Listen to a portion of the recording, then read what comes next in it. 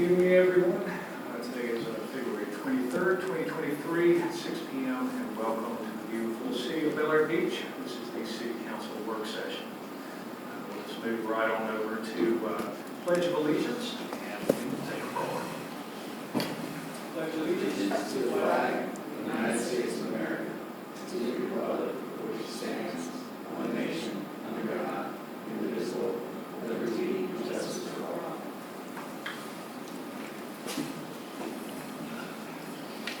Andy, would you please take the roll? Councilmember Belinda Livingstone. Present. Councilmember Leslie Notero. Here. Councilmember Lloyd Roberts. Here. Councilmember Mike Zabel. Here. Vice Mayor Jody Shirley. Here. Mayor Dave Gaddis. Here. City Manager Kyle Riefler. Here. City Attorney Robert Eschenfelder. Here. And Councilmember Frank Bankert was unable to attend. He's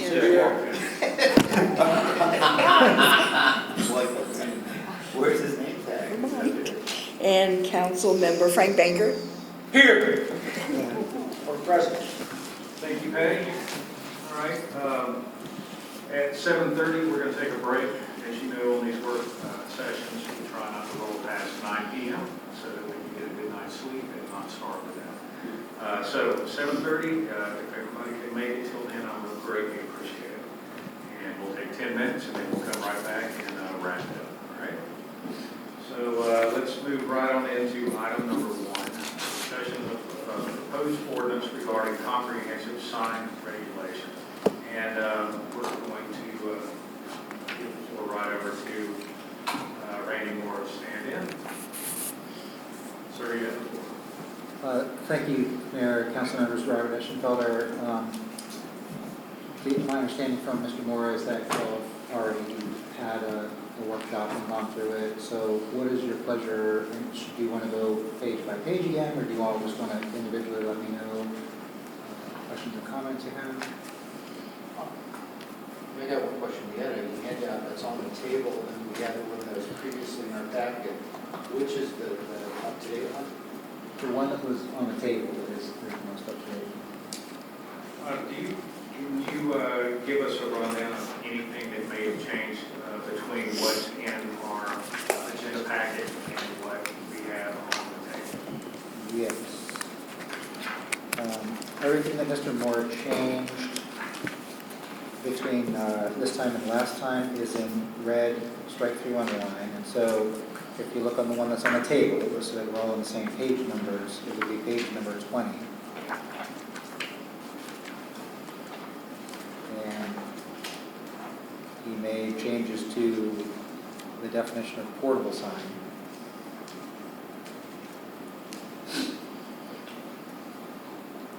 And what is indicated to me, he did have feedback from you all. So if you take a chance to read it, let me know if it reflected what you wanted.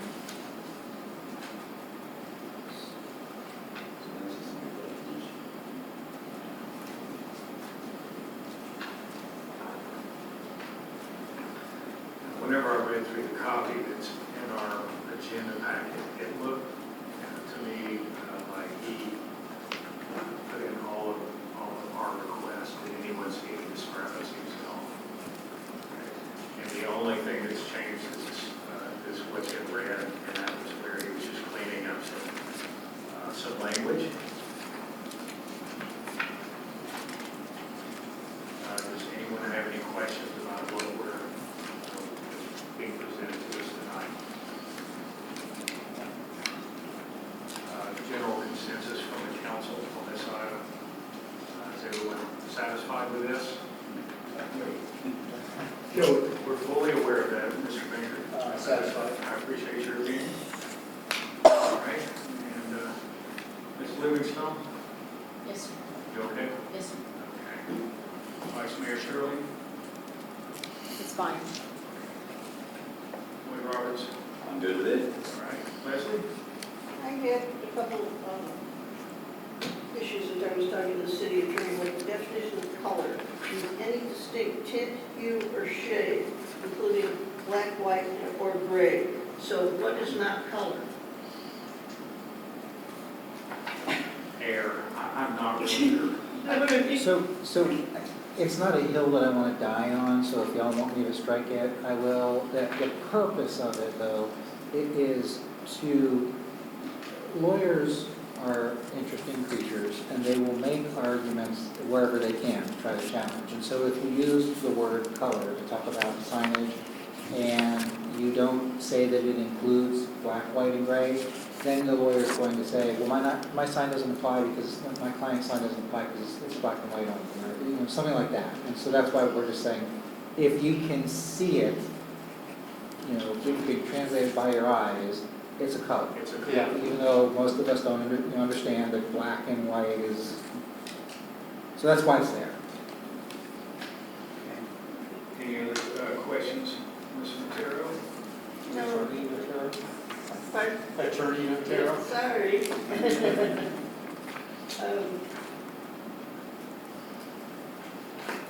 No, everything else was, in a couple, I think you said this came out of the statute, but it's on page 39 in the book.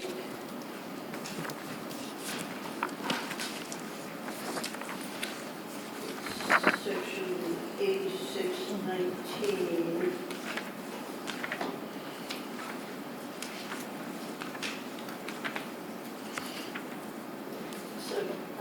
So section B, uses and removal of political campaign advertisements.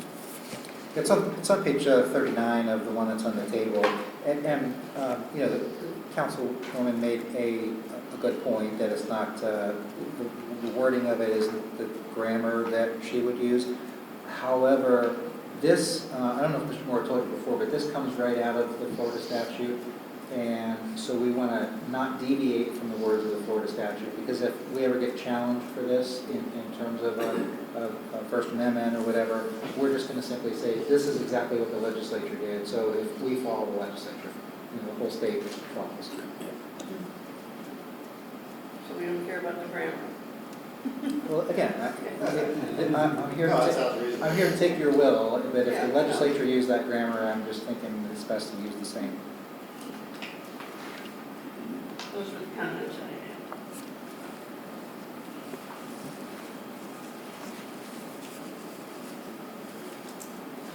That's it.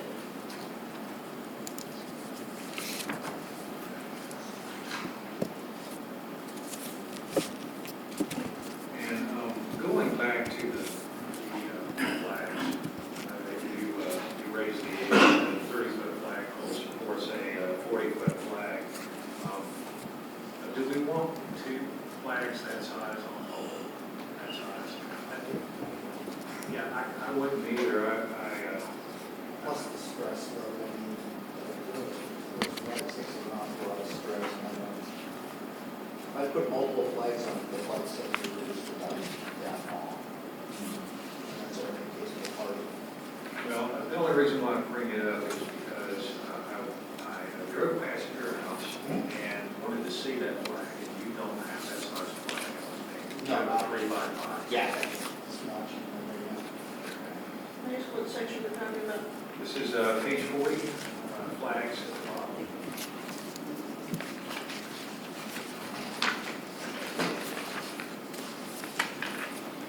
Oh,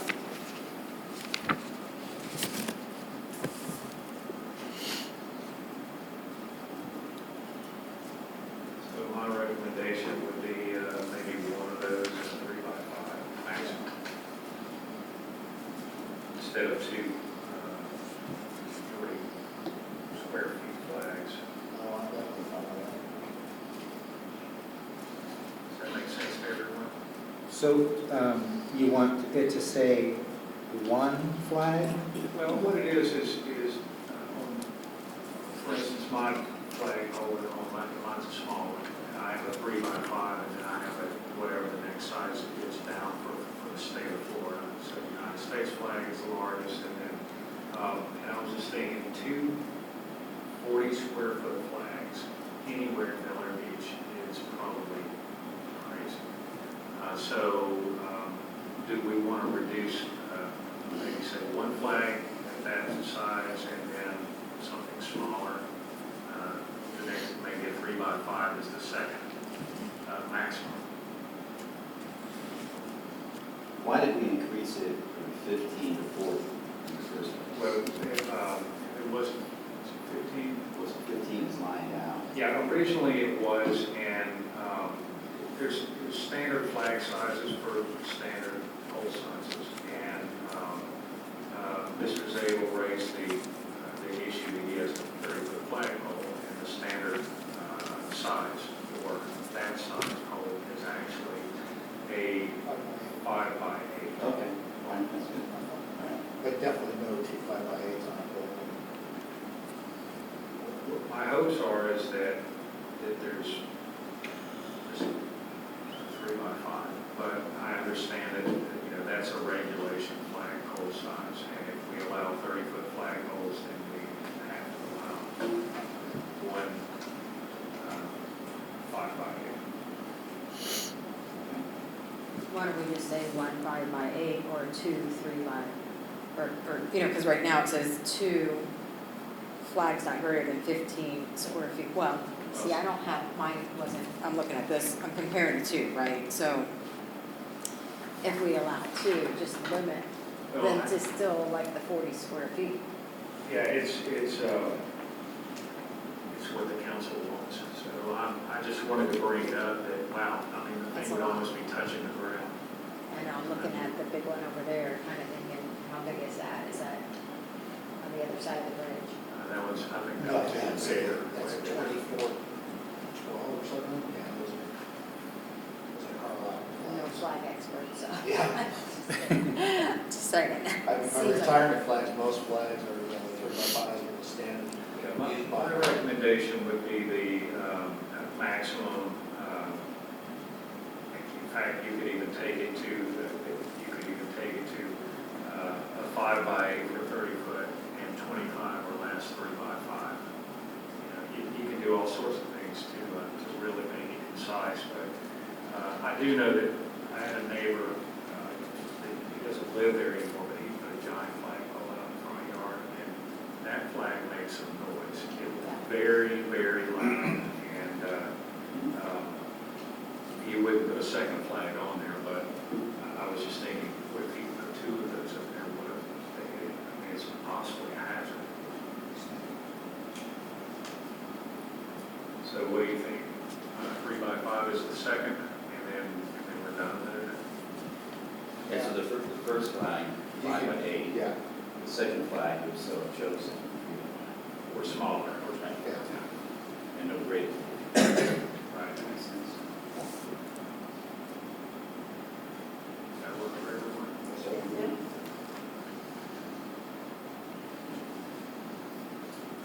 That was really the only thing that I had.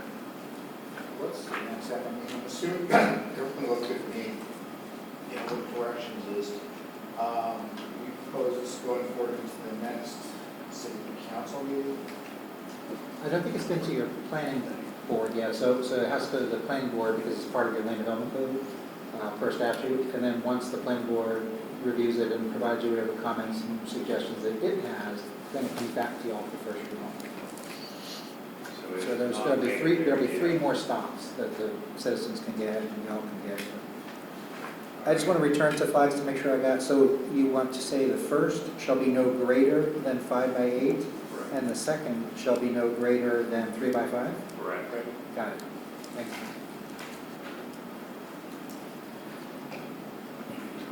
That's all I had. Council, anyone else? No? Okay, let's move right on to item number 2, discussion of the 2023 comprehensive plan draft. Consider proper zoning land use for hotel condominium parcels. This was placed on the agenda by Vice Mayor Shirley.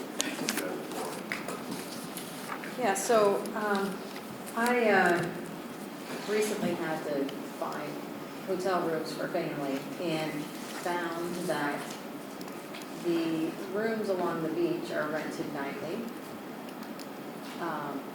Although we say we have no hotels on the beach, they call themselves hotels. They rent like hotels, they act like hotels, but we have no commercial property on the beach according to our comp plan. the reason for bringing this up is we all know that the cities will need funds for future projects and just moving forward. The last thing I want to do is tax our residents. But if we have commercial businesses already operating on the beach, then maybe we should look at how that tax base might be affected if we did allow a future land use of hotels, because they're already operating as such. And if we got back the bed tax for those nightly rentals. Just something kind of opening up for discussion, everyone to look at and think about. I think it could potentially be a good revenue source that we are overlooking. Now, I may, council might have a different opinion, but it would not be nice to hear what the legal side of that might look like. And is it a possibility to, can we all get on board of take a look at it and seeing if there's an opportunity to raise revenues a little bit without taxing our residents? Yes, Mr. Roberts? I'm just looking for some clarification, because I was told, I think more than once, when I asked about that particular building, what is it? Because when I first came up to register with the city, and then I set it on 20th Street, pretty much across the street from the hotel, and they said, we don't have a hotel. It says hotel. So like we said, it looks like hotel. So my question is, I was later told that each of the units are owned personally, similar to like a condo. And then it's managed from within, so perhaps they do rent them out on a nightly basis. I don't know. But is that first statement, is that accurate, that each of the units, like Mr. Smith and Mrs. Smith, own 101? It's not owned by one hotel owner.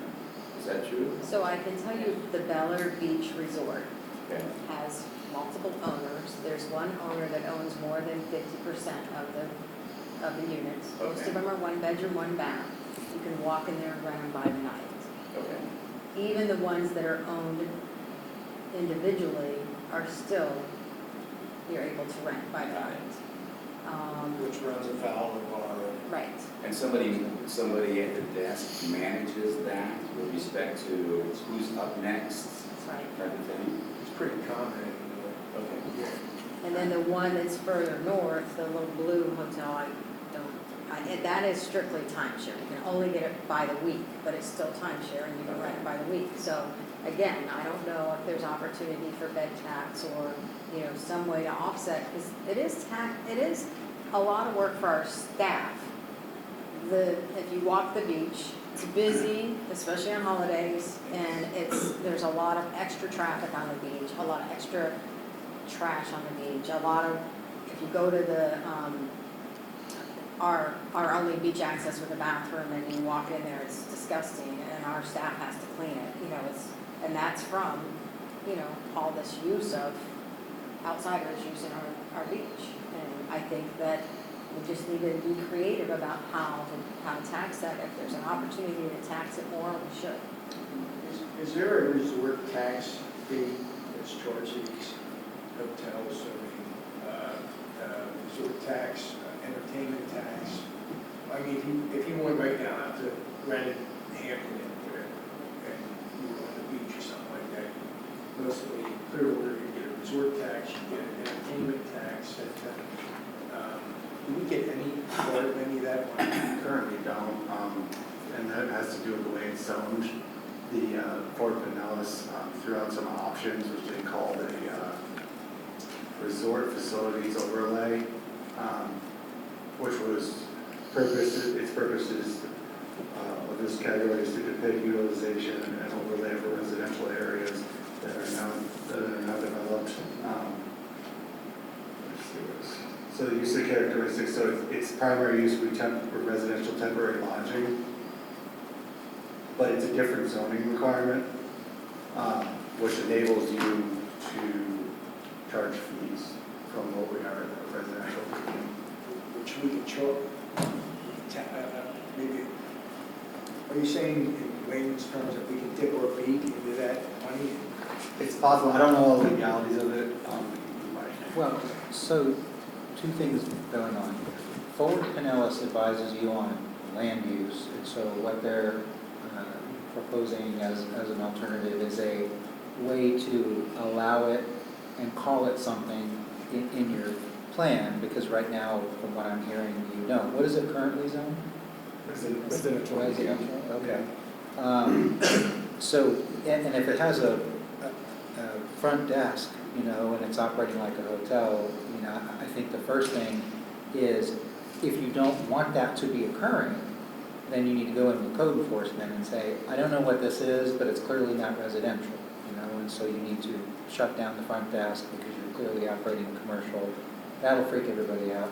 But if you don't mind, and, you know, that's up to you all as policy, and it's more, okay, it's here, it's operating, let's regulate it the way the reality is, and let's start getting revenue flowing in, because the reality is that the town is paying for, like you said, the restrooms and so forth. Then you would change the zoning, and an overlay is an option to do it. I represent Remington Shores, and they did a tourist facilities overlay, they called it, same kind of a thing, over a residential neighborhood, because there's so many vacation rentals there.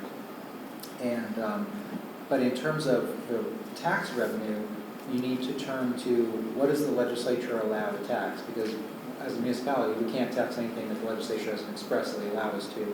So the hotel industry and all of its little subdivisions, timeshares and so forth are regulated under Chapter 509 of Florida statutes. And it provides definitions for each of the things. What is a hotel? There's a definition for it. What is a motel? What is a timeshare? And then there are taxes that are required of all that. And then, of course, Pinellas County has overlaid its bed tax and so forth that would then begin to apply. So if you wanted to go in that direction, we could go in that direction as well. So really, you guys just need to talk amongst yourselves, either tonight or at some point, you know, where do we want to go with it, and then give us direction of where to go, and we'll work with the manager to bring back to you what needs to change. So, Mr.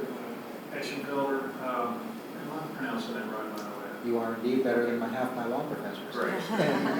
Okay, so at the end of the day, you just want to get right down to it. These are short-term rentals, right? And we are grandfathered in right now, and we don't allow short-term rentals. However, if we go and we change anything in our ordinances that would impact the outcome of short-term rentals, we lose it all, is my understanding. That is a very strong, there's no case that's held that yet. And the reason why is because local governments who are in the beautiful position you're in of being grandfathered in don't want to risk that grandfathering, and so they don't want to even change a dot on the I, because then the lawyers will come rolling in and say, oh, it's all gone now.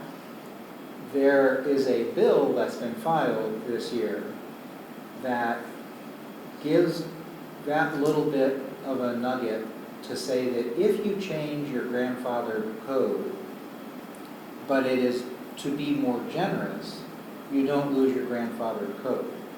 The unfortunate part about that bill, which is by a senator that we all know, also has a lot of negative things for local governments. And so I know a lot of my communities are opposing that bill. But I think in terms of what you're going to get the argument on with the lawyers, because that bill was even filed, even if it doesn't succeed, the lawyers are going to say, see here in this legislative session, the legislature was thinking about allowing local governments to change their code, but they didn't pass it. So you can't, so that clearly the legislature was thinking, Your Honor, you can't do it. So my advice, and I think Mr. Moore's as well, is you're risking a lot if you change anything about short-term. And we're talking about 714, SB 714, correct? Correct. It looks to me like that's a trap. It looks to me like the language is so vague and weird, and the way that they say the same thing 3 or 4 times differently. And Not only that, but it's so rich. I wrote the legislative update, and I find it interesting that it purports to give us brand-new power to set up a registration system when we already have that.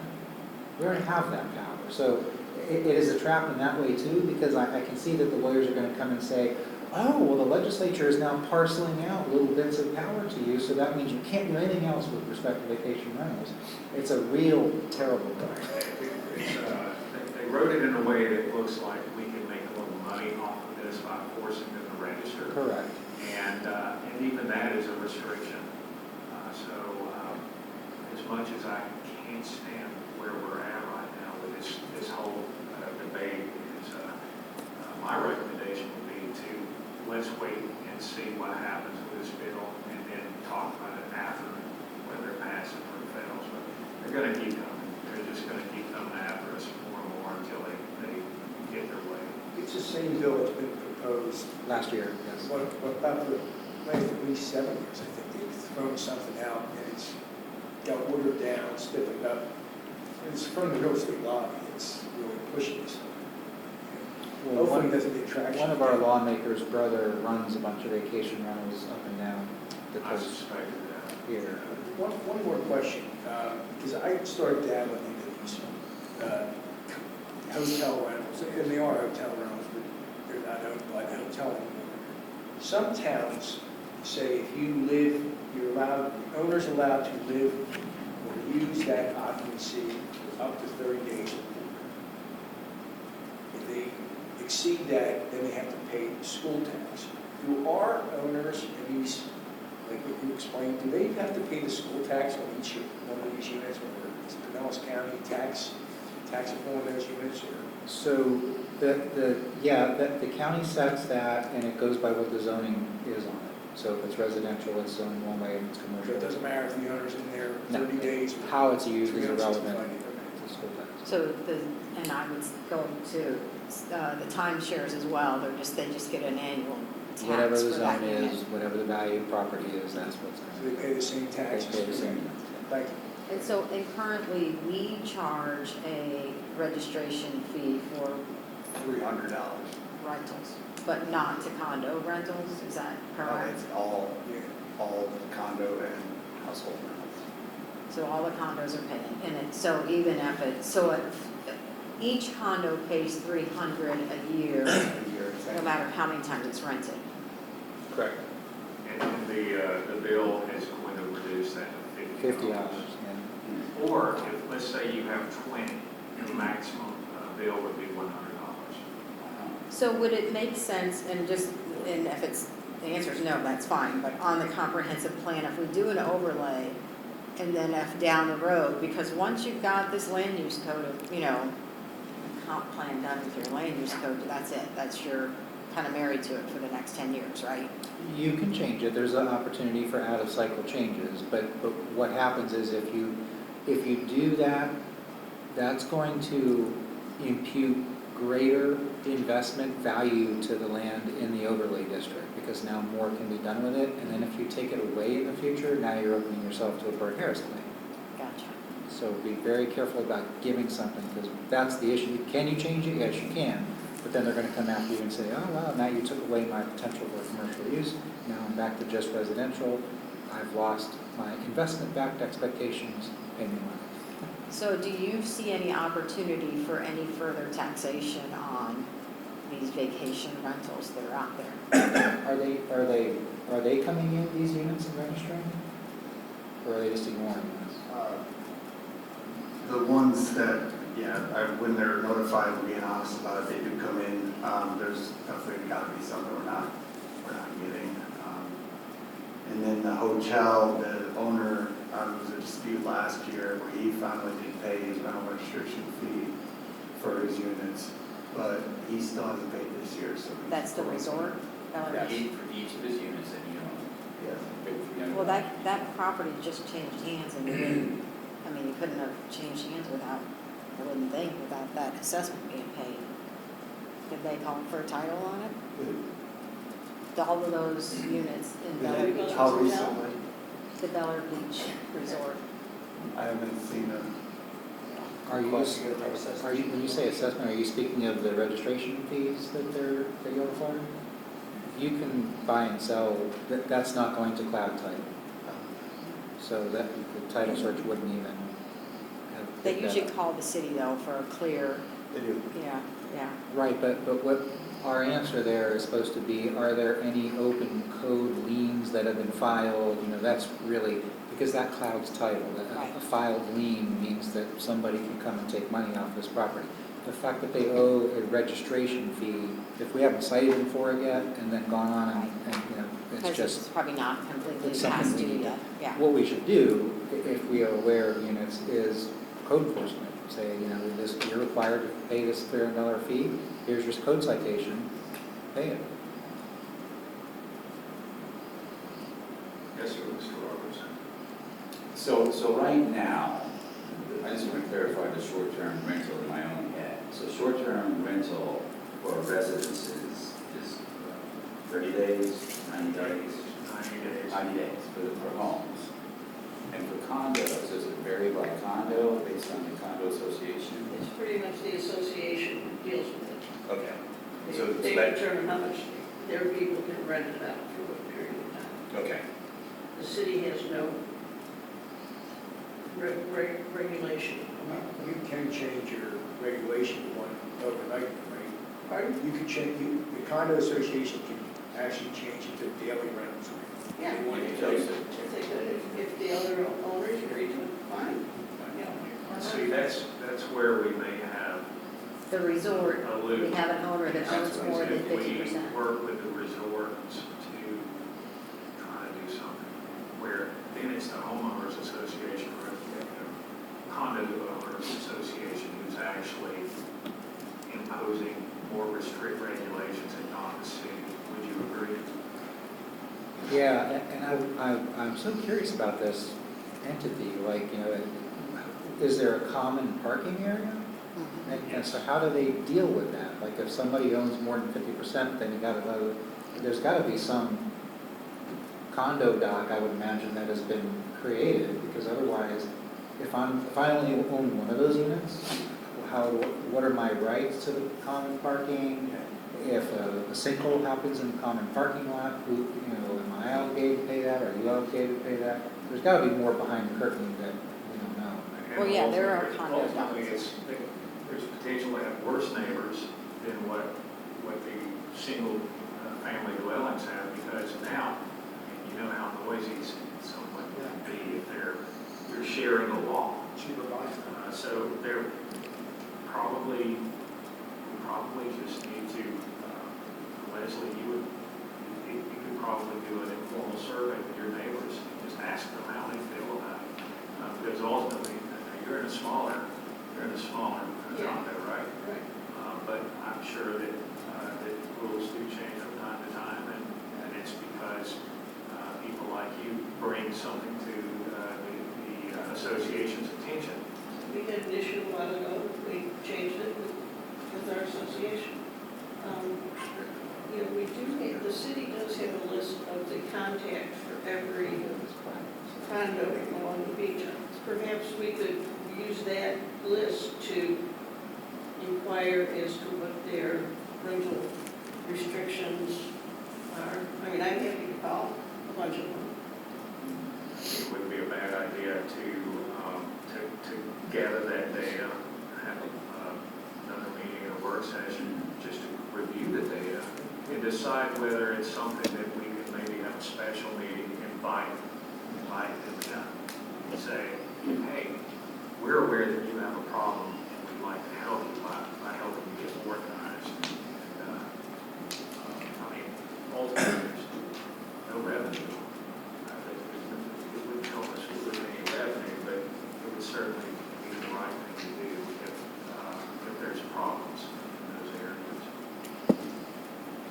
So if you're looking for a definition of the resort, Jody, what do you think it would be right now based on? Hotel. It's a hotel, that'd be a Yeah. definition. And we don't allow hotels. And I think the other two are legitimately timeshare, but, you know, So we have condos and we have timeshares we have condos with timeshares and we have. in one hotel. And and the two timeshares look like hotels. Everyone refers to them as a hotel. But No vacancy. Yeah, they have no vacancy signs up, you know, but, and I think most of the condos are like where Leslie lives. The residents are gonna step up and say, this is what we want, and they're not gonna allow this, but, you know, we've got some situations where we have hotels. Do those other buildings, the resort, do they have an association? Do we know? I mean, Or is it- I'm sure they do, and they have docs. I was gonna actually go to public record and pull them, and I just didn't with what, Okay. you know, I've been going through, I haven't had a chance to pull those, but, you know, I was gonna pull the docs and see what they say, but, you know, if you've got an owner that owns more than 50%, likely he can change those docs to whatever he wants them to say, without any other vote. But also bear in mind, if he owns 50% of it, of whatever units or however many units are in the building or the complex, probably make a lot of money. Probably he's not going to want to get that. It would have to be individuals, those would be the ones, you'd have to have a greater percentage that would be against a single owner who had a handful. That's definitely something to look into and talk further about. I think the last question I have is, aside from a revenue perspective, is this really a problem in the city? Is it a problem? I mean, I think it creates some problems whenever we have, you know, when you get the police report, typically it's non-residents, so that tells you something, right? So does it create problems? Certainly does. But, you know, and I'm always looking at how can we increase revenues without taxing our residents? Right. Well, I think the other thing to think about too is, you know, we all have, every city and county has zoning for a reason, because you're trying to say this fits with this and, you know, that.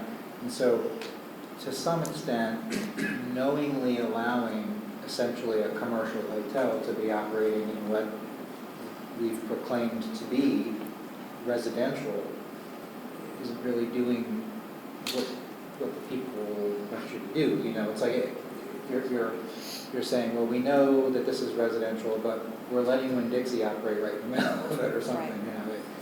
You know, philosophically speaking, we shouldn't turn a blind eye if someone is truly flaunting the zoning that they're in, because it can create an argument down the road. And I'm being somewhat hypothetical here, but you know, someone else is going to come say, when you start picking on them and enforcing, well, what about that hotel over there that is in the middle of residential and you haven't done anything to them for years? And now you're picking on me because I have a home-based business or whatever. So that's just something to keep in mind too.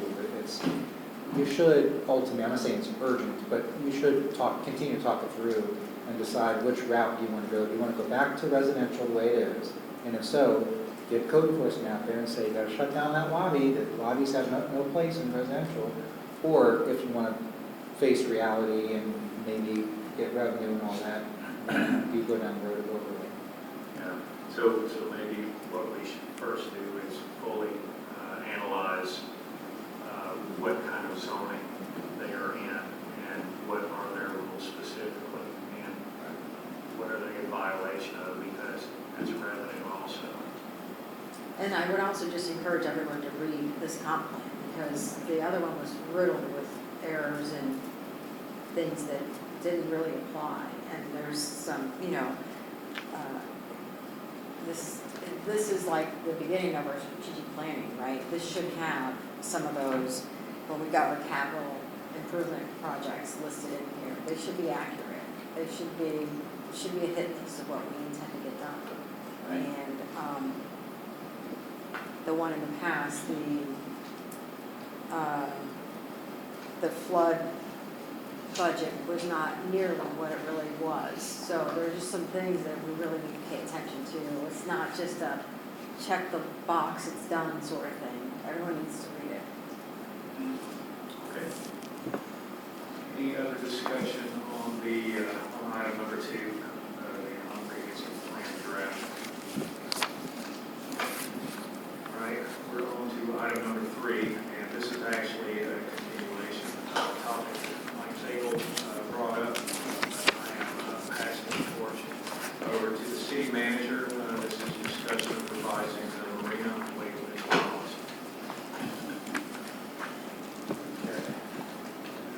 So last time we talked, we, Yes, sir. I'm sorry to pass the point. I just wanted to maybe interject a thought on comprehensive plan before we go into the other stuff. You entertain that? Sure. If you'd like to just come up and speak for a second, don't have a problem with that. While you're on the subject of your comprehensive plan, I'm a member of the board that's reviewing the comprehensive plan. And the one topic tonight is fine, but I wanted to kind of plant a seed, if council doesn't mind, going forward when we're reviewing this comprehensive plan. May I? Yes. I just want to point out some things. For Pinellas, this is the organization that is helping us review our comprehensive plan to make sure we're meeting the state, county mandates regarding our comprehensive plan and being in compliance with that of the county and state. They're also doing that for every city in Pinellas County, same organization. They're also the ones who are advising Pinellas County on their plan. Having said that, I'd like to skip to one point, and that's transportation. When you go through this, there's a transportation element. When you read it, it's discussing what Bel Air Beach needs to do to be responsible in its transportation system.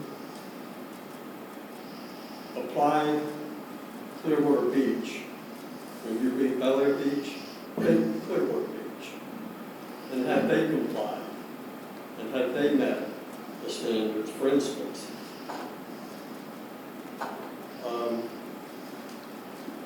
just one of the points here, development projects that generate between 50 and 300 new peak hour trips on deficient roads shall be classified as Tier 1 and required to submit a transportation management plan designed to address their impacts while increasing mobility and reducing the demand for single occupant vehicle traffic.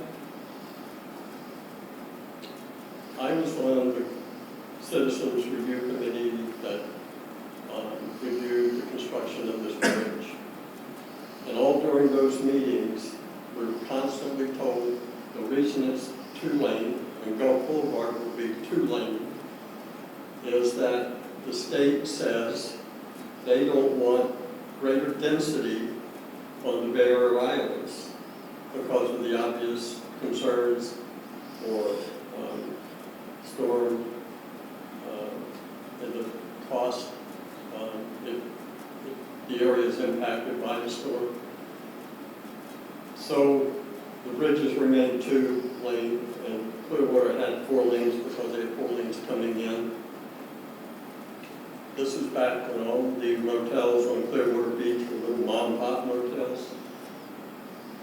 As soon as all of this was constructed, Clearwater Beach exploded, and they're continuing every day to build high-density, high-occupancy facilities, but yet not one extra road going in or out of Clearwater Beach. It's still all cars. There's no high-density transportation, rail, or any other things being done to reduce vehicular traffic, which all of you know is what is greatly impacting us. So as you read this and understand what we're being required to do, think about how they have missed the boat on doing those things themselves. And where was the oversight?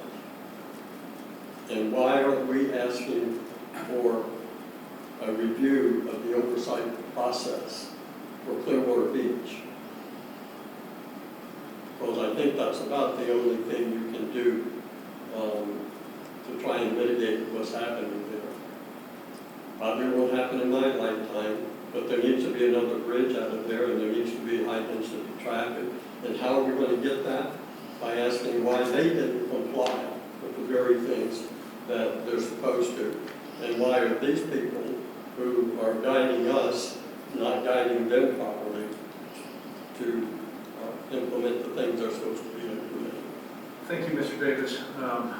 Council, I will let you know that I actually did speak to Fort Pinellas about 2 months ago. And I appeared at one of their meetings. I was invited by Cookie Kennedy, the mayor of Indian Rocks Beach, to come speak because it was her last meeting as chair of Fort Pinellas. It was myself and 2 other mayors in the big city.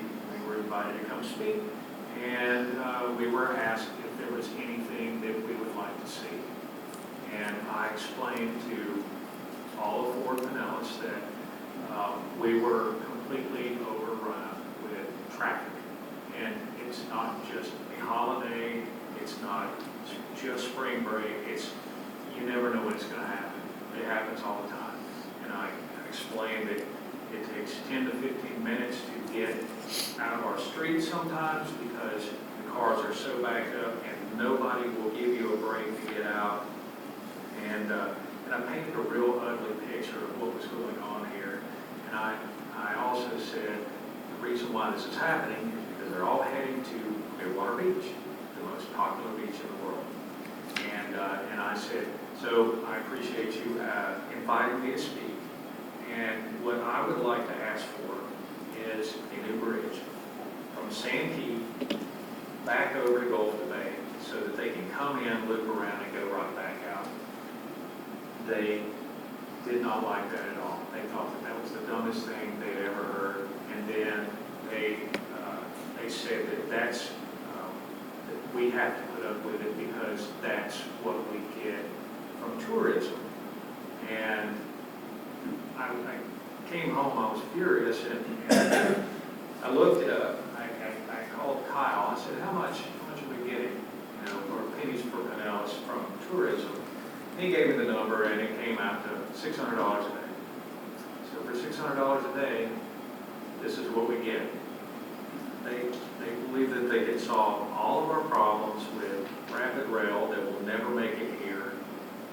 They believe that people coming here will get off that rapid rail, hop on a bus that won't get them to their final destination. And I explained that to all of them, that, you're going to have some people that will do this, but most people want to just drive in and go right to their hotel and park their car. And they're not going to do this. So whenever I explained this to all the other mayors up and down the beach, they told me exactly what you're talking about. All they care about is Clearwater Beach and St. Pete. And everybody else is just fodder in the middle. And we just need to comply and conform. Well, I'm not doing that. I'm still going to be a thorn in their side, and I'm going to keep going back. And I'm going to see, if nothing else, I can get some people thinking. There's a little bit of a bright side, is that Commissioner Scott is now on that board, and he knows all about buses, he knows all about rapid rail, he knows about all that because he owns the Escott bus line, the private tour buses, and he was not very favorable in their eyes a while back. He had actually gotten on board and they had him removed because they didn't like what he had to say, and that prompted him to run for office. And now he's on the county commission. But there may be a chance that we can get more people to listen to our plight. I sent him very extensive photos of Gulf Boulevard, where we are, Gulf Boulevard, Causeway Boulevard. I got in the boat, took pictures of the bridge completely backed up. I showed him everything, and he said, oh my God, I had no idea it was like that. And so if we can get more of those pictures to Fort Pinellas, maybe they'll quit picking on us and start looking at the real problem, because it's just not fair what's happened to us. And I know we've complained about this over and over and over, but the type of complaints, our complaining system the past 3 years was not that great, and I think that we can do a much better job by approaching them a little more delicately than trying to ram it down their throats. Yes, sir, Mr. Zale. Yeah, in fact, I went out with an email, I think it was last week, and it got a lot of responses. We were talking about, what to do with north-south rerouting of ways that takes you off Gulf and routes you around through our communities. And first of all, no speed bumps. People don't want those, but they're extremely upset at the traffic that it's not only there, but gets rerouted through the community. So you can also send the emails over to Kyle, and Kyle can send them on to you. Those that had suggestions and just complaints about the traffic situation. I think we're going to be discussing that particular problem in item 6. So we'll bring that right back up. Anything else anyone would like to add about the comprehensive plan? Thank you for going up And there. I wasn't discounting what you presented us, but I think what Mr. Davis is telling us is beware. Yeah, I'm, Because there's a certain direction they're trying to steer everyone towards. And there's a master plan, and we're just in the way. I'm no fan of Forward Pinellas. When they came out and wanted us to write, they wanted to make a bike lane, and who knows, it will still happen. Bring that downtown Largo median and bike lanes all the way through to, to the beach, basically, and drop the speed limit to 25, and, we'll never get home if we don't have 4 lanes out there, if they're 2 lanes. We'll just have a nightmare. It's gonna be a mess. It got shot down, doesn't mean the plan's done. I'm just gonna forewarn everyone that you need to stay aware of what Fort Pinellas is doing. Yep, I agree. They want you to park your car and ride a bike. And I guarantee you they're not. No, and they never will. Okay, so that's it on this topic. Thank you, Mr. Davis. Thank you. Let's move on to item 3 again. Mr. Reefler. Okay. So the last time we discussed, we sort of established that the priority for the marina was agreed upon the council that it would be for residents, property owner residents, the people who actually live in this area to utilize the asset. Since then, I've looked at a lot of information, primarily Dunedin. I discovered that they recently did they paid an outside contractor to do a survey of all the local marines in the area, and they drafted up a report. And it's actually pretty useful information if you look at what their findings were. What I did notice that from our last resolution, which was resolution 2020-19, when last time we looked at the marina, and then we established what the rate increases would be and how the increments, which we went up the first year, which is 2021, and then we're coming up on our next raise, which is going to be April 1st, 2023, and then the final rate increase is April 1st, 2025. And over that span of time, it raises the residents who are at a fee of $7 per foot up to $10 per foot, and for the non-residents who are at $10 per foot, it raises them to $15 per foot. So that's just a recap, but from this study that I looked at, we're kind of on point for what all the other marinas are charging in this area, whether they're charging by foot or charging by slip size. One of the issues that's been brought up is with the wait list. It was currently prioritized by the length of the vessel. If we're focusing on the residents in our community, there's some residents that have been on there quite a long time who don't plan on buying bigger boats. So if our vision is to serve the residents the best way possible, it may be to consider rearranging the wait list as far as the time we've been on there to be at the top. So if you've been on the longest, then you're next in line. And I did some analysis just of the the current lengths of boats, and if, say, in 20 years we accomplish this goal, because right now we're at a little over 50% of the slips are rented by local residents. There's 3 non-resident, and then the rest are non-resident property owners. They own property, but they're not actually residents.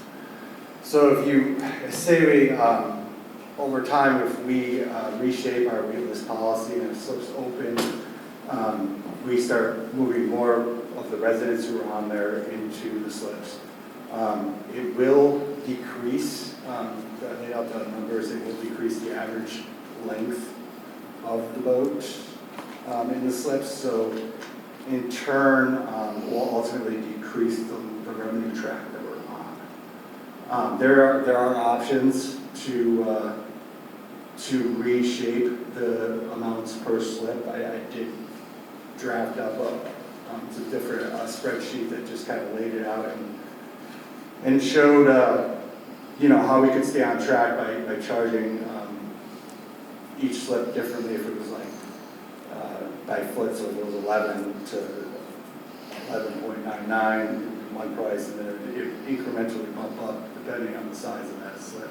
So the numbers are there if we decide to go that route to bring in the same revenue projections, which would be this year we're looking to bring in 62,000 from rental revenue per year, and by 2025 it was projected $70,600. So that is an option. We could do it the way we've been doing it, which is shown to be on track. But we also, if we reprioritize our wait list and how we're moving people into the marina, we're going to decrease our revenue. So we may want to consider reshaping how we charge the slips.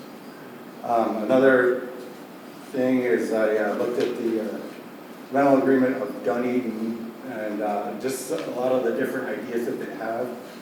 And there's a lot of things that can be considered besides just prioritizing. There's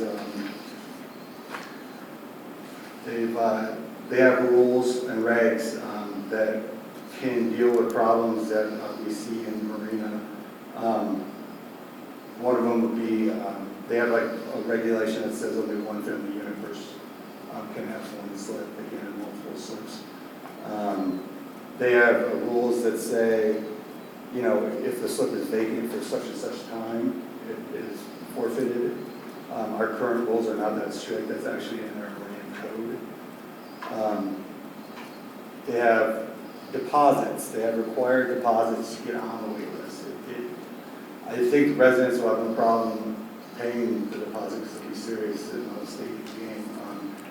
In turn, I think that will decrease our maintenance costs of the wait list because we have 50 plus non-residents that are just throwing their name on every place. So that's something to consider. They have legacy options. Someone who's been renting a slip for 10 years straight, if another slip opens, they get first dibs at moving to a slip before the next person else gets into that slip. So that's something to consider.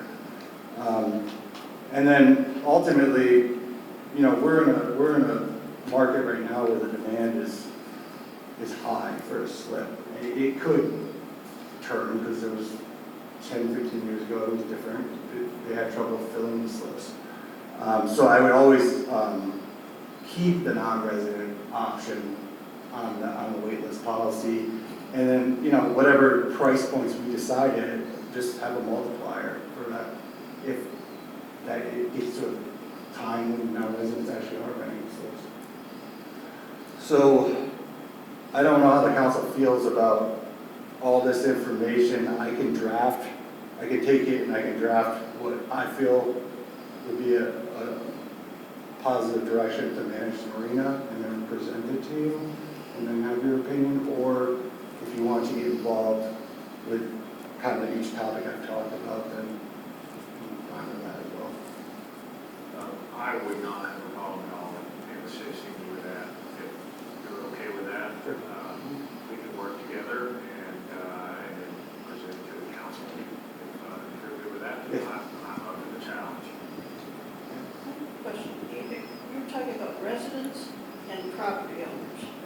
dealing with them separately.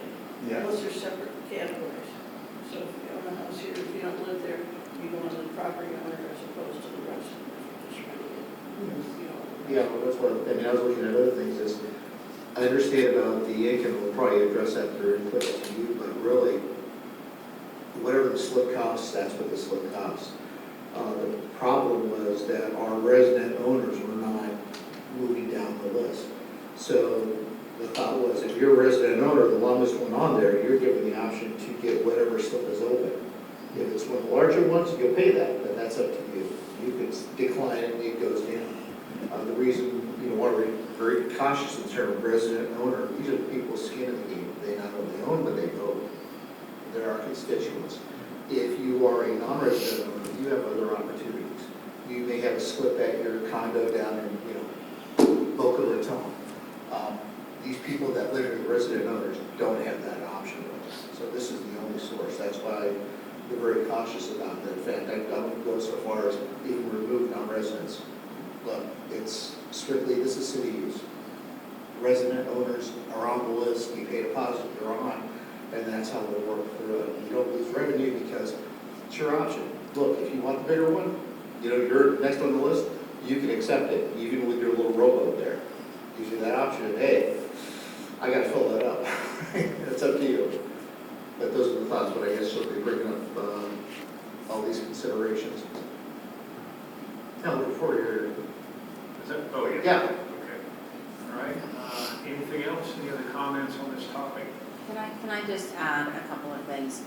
One is, I agree with Mike with the price per slip rather than price per foot. If the slip accommodates a 50-foot boat, that's the price of the boat, the slip. The other thing is we have the non-resident owner that has 2 slips. We did kind of deal with that. I think that there should be a capacity of once, as long as we've got resident owners that want to slip, we need to, maybe limit that to 1 slip. I know, I understand it as being one family, own 2 properties, but it makes it difficult when we have people waiting for, you have the one family with 2 slips, that's a difficult situation. So I think we should kind of visit that when you're looking at it.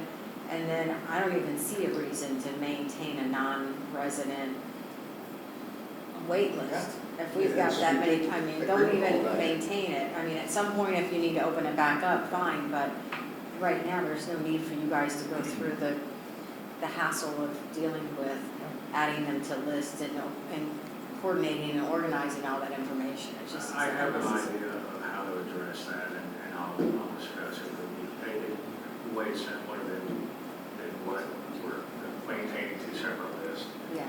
But we'll get together and okay, we'll have something for the next work session. sure. Does that work for you, Mr. Reaper? Yes, that was space. Mr. Roberts? Yeah, just a comment, I think, or recommendation. I would approach this from like a blank piece of paper as if this marina just fell into our city. I think if you try to combine where we are today, it just gets too confusing. The only problem with that is it's fully populated now. No, I get that. And so then, once you have it set up the way you would want it set up, regardless of who's there now, who's not there now, and then there it is. This is how we want this contract to be in place, and then deal with the specifics that exist today. We could even give time periods and say, hey, if you're a non-resident property owner and you have a slip, we're going to give you 6 months. And then you have to move it. I would ask council, I don't know what the contract says that these people currently signed, if they even signed a contract, but we could give them a reasonable time period to say, hey, you don't really fit into our new setup, the way we defined everything. So you have X amount of time to find another place. You distinguish your grandfather and You're acting in a proprietary capacity here, so if you make a pivot in how you operate that facility, I think it's appropriate to give a reasonable phase, because it's hard to find a place for a boat. Let's get them out, But, yeah. but yeah, I mean, if you change the way you do business, then you could just tell those folks. You didn't get it. So anyway, just a thought. No, I think that's a great thing. I mean, this is, the Vice Mayor said it, that this is really a resident benefit. I mean, how many slips do we have? It's only like 15, Currently, we're at 18. 18. And how many residents? 1,600? I mean, and then you have one resident having 2 slips? I mean, Not resident property owner. Limited resources. yeah, but this is ridiculous. I mean, it should be resident owners. And 3 that are just non-resident, not property owners either, that are, so those 3 should go, definitely. I'm just, I mean, there was a discussion about renters, full-time renters, being able to, Yeah, I personally, I don't have a problem with that because there are some people that probably rent and they've been here for years.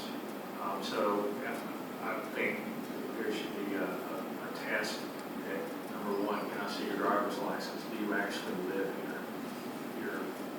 Your license is out of state, but you don't really live here. That's right. You know, You vote, yeah. you're not, you don't immediately, you're sort of kind of put in a lower tier. And then you've got true property owners that live here year round and their driver's license says they do. And renters do the same thing. And you've got property owners that not only are they making money off of us, but they've got a cheap place to keep their boat. And then you've got the residents, that are the people that don't live here at all. And I think the goal is to make sure that the top tier residents that live here, if there's something available, they get first dibs on it. But we also want to be cautious not to ever have an empty slip. And so if we just can't rent the thing, go down the list and offer it to the guy that does not live here. I do disagree with the statement is, it has to be resident owners, period. And they got the money, they bought the house, they are part of our community. A renter, That's what I'm saying, if you can't rent it, if it's not filled up, and this is what he was referring to. What's the chances of that? Like you said, years ago, there was problems renting slips. Yeah, years ago, they had a lot of open slips, and that's how the non-residents got in. You had 2 residents here, so I think the one said he waited 7 years to get a slip, Yeah. if I remember. I mean, we must be going back. Phil Husk. They don't go away. Once one gets in there, they generally stay for a long time. Is that right? And so, Especially now. and that's something we need to address also, that we do have to rent to somebody that's a non-resident. Maybe there's a limit on how long they can actually rent, but these are things that we'll cover. Take a shot at it, yeah. And I understand where everyone's going with this, and I think that we also have another resource that we'll consult. I'm sure everyone knows who it is, and we'll drag him into the conversation and see if he has any input once we come up with our. Any other discussion on that topic? All right, we are moving right along. Now, finally, I'm sure that Brooke has been waiting for a while. We are now on to discussing conversion to park mobile. So, let's see here. Councilmember Zabel, you have the floor, and then, Okay, as last meeting we had, you wanted to see some numbers and we had an estimate built up. 2 things I guess before we go into that is not on this estimate is a cost of about, I think it was like $7,000 to $9,000 that's expended by our current city manager in terms of time, repair costs, etc. And what Park Mobile cannot put in their estimate is the amount of time that instead of overhauling machines, that Kyle or his replacement will now be at City Hall for that amount, doing City Hall work instead of out in the field doing machinery work. And 2, this is the time to see just what the pain threshold is for those that want to park here. Our residents are safe. They have their parking decals, they're good to go. In fact, Park Mobile gives us the ability, look, if we put it on our citizens' license plates, they're clean, they don't get charged. But moving this to $5 an hour from 4. Hopefully, in some ways, reduce the traffic to these parking areas, freeing up the parking spaces for our citizens that would like to use these nice little mini parks. And then we can adjust from there, obviously, it's very easy to do, but definitely move it up to 5. And that said, I don't know, how do we bring up Brook? The problem is, there's 2 Brooks, by the way. Through all these emails back and forth, what, Brook Bussell, Brook Krieger? It's all me, once we're maiden name. Oh. I work for a tech company, you think the email system would figure it out, it doesn't. Got it. Would you like to step up to the podium so we can see you and? That makes me feel a lot better now. Yeah, happy to join. I have nothing prepared, I'm here just to be a resource, so you tell me what you need. I can give you kind of an overview if you want me to. So Park Mobile is we're a payment app, so it started as an app, isn't just an app anymore, now there's text to pay, you can scan a QR code, there's a lot of ways to pay now, so not necessarily just an app. But we're in Clearwater Beach, we're in Clearwater, we're in St. Pete Beach, Tampa, all over Florida. So I don't think you'll have any trouble converting if you even go that route. I think we kind of spoke about it. I think you should do more of a phased approach. Keep your kiosks out there, add some stickers, allow people to start paying digitally, but have both options. And then what they can do with the Park Mobile app is if they've used anywhere else in the Bay Area, they've used the app, they know how to use it, maybe they already have an account. But they can pay through any major credit card, PayPal, Apple Pay, Google Pay, so there's a lot of options there. And for anyone who doesn't have a smartphone, of course the kiosks are still there, but then there's also 1-800 number, so they can call that as well. There was a question from some people saying, does Park Mobile kind of, in a sense, advertise, hey, come look at this parking space? There were fears that by going to Park Mobile, we would get more people kind of overriding all our parking lots. Yeah, so listening to the last hour and a half, I realized we don't want more people coming here. Which you can't say for a lot of the beach towns that we work with. Usually we really want to increase the parking rate. We want more people to come here because it's more money for the city. But I realize you guys are a little different. But what we can do for that is, so with the Park Mobile app, as anyone familiar, has everyone kind of seen it, used to what a payment app looks like? So that it's, Who has the app right now? Does anybody use it? Okay, us 3 and that's it? I'm using the app. yeah, so we pull from Google Maps, so picture your Google Map like you would use on your phone for GPS and stuff. So that's what we pull from. So you're going to see all those same landmarks that you'll see, so churches, libraries, schools, restaurants, etc. And then on there are little pinpoints of those zone numbers. The zone numbers equate to maybe a street block or a lot in your case, and that's what the zone numbers would be on the map. So anyone who has the app will be able to see those pinpoints for those different zones, which would be your lots.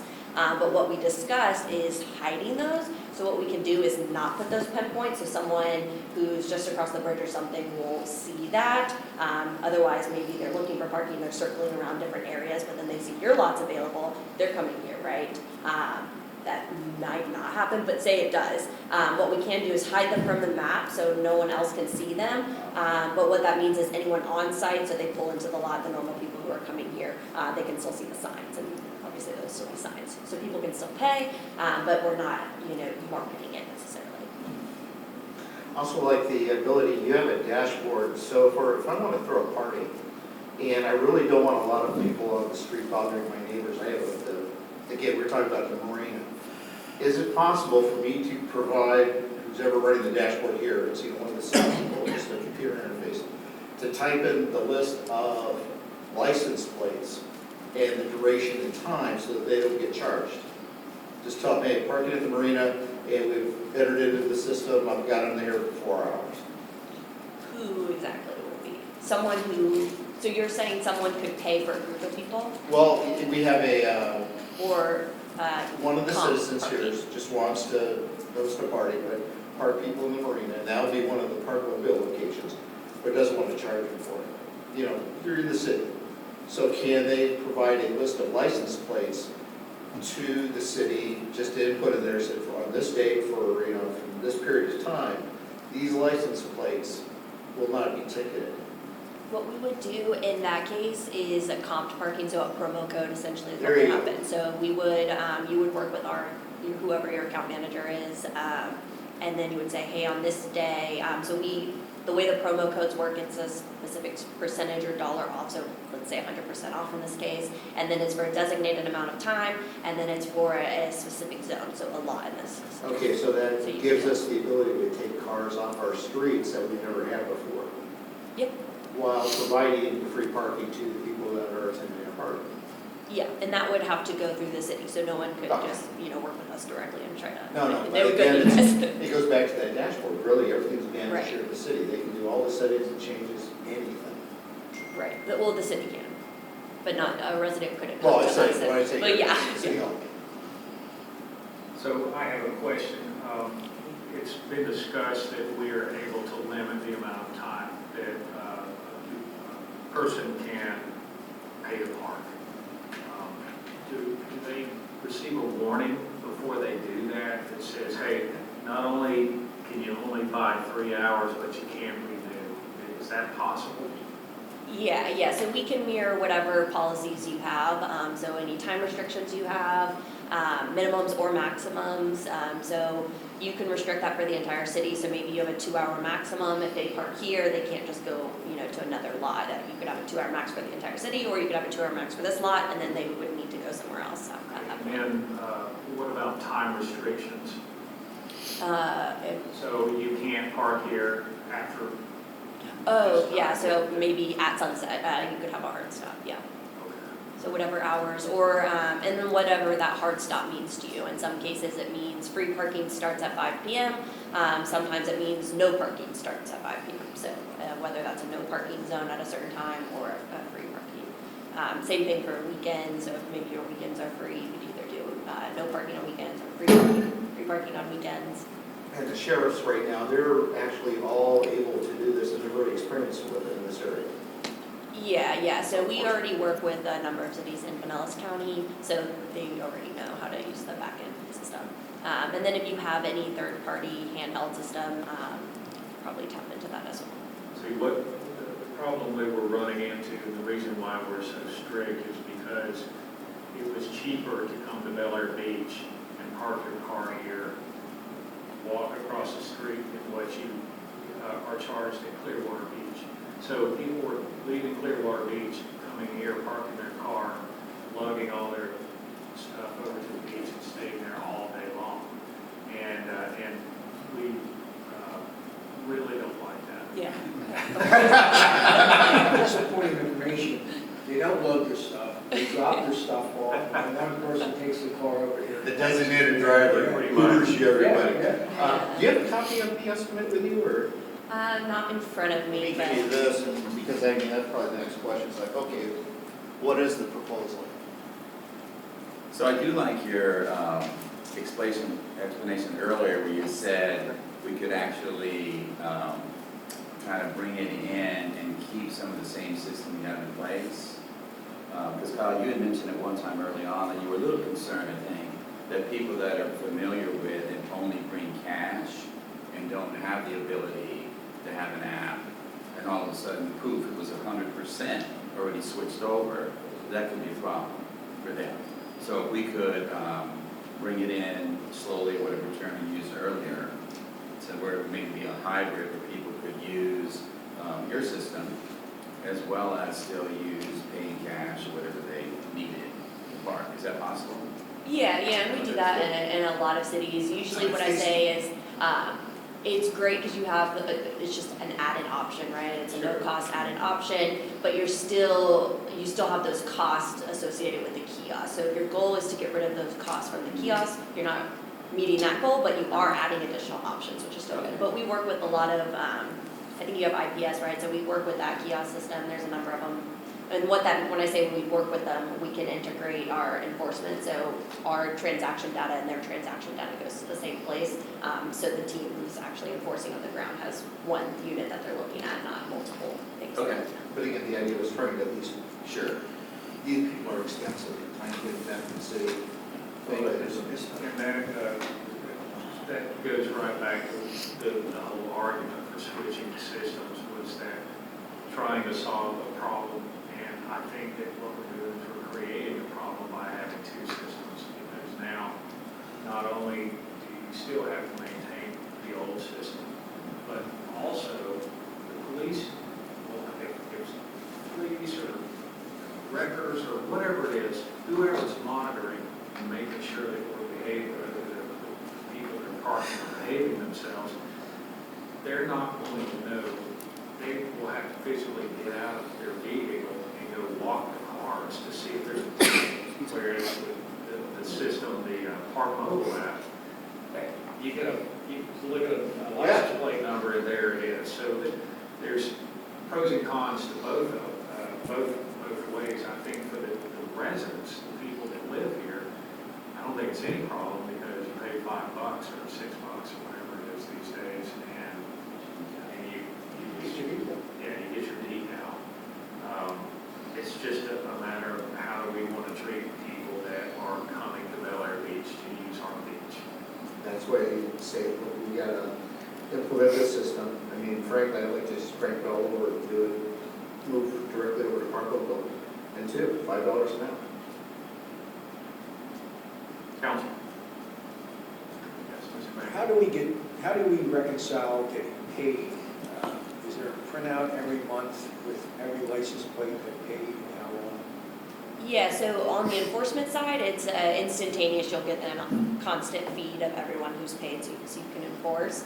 But as far as the remittance, we process the payments. We charge a credit card processing for that, merchant fees to our bank, and then we pay you monthly. It's pretty standard. Do we know each license plate that marked there? Good, yeah. Because- You have the data. You know, the reason I ask you this is because I take Uber and Lyft a lot of times. This is where you can park mobile thing on. And I'm not a shy guy, so I'll talk to anybody.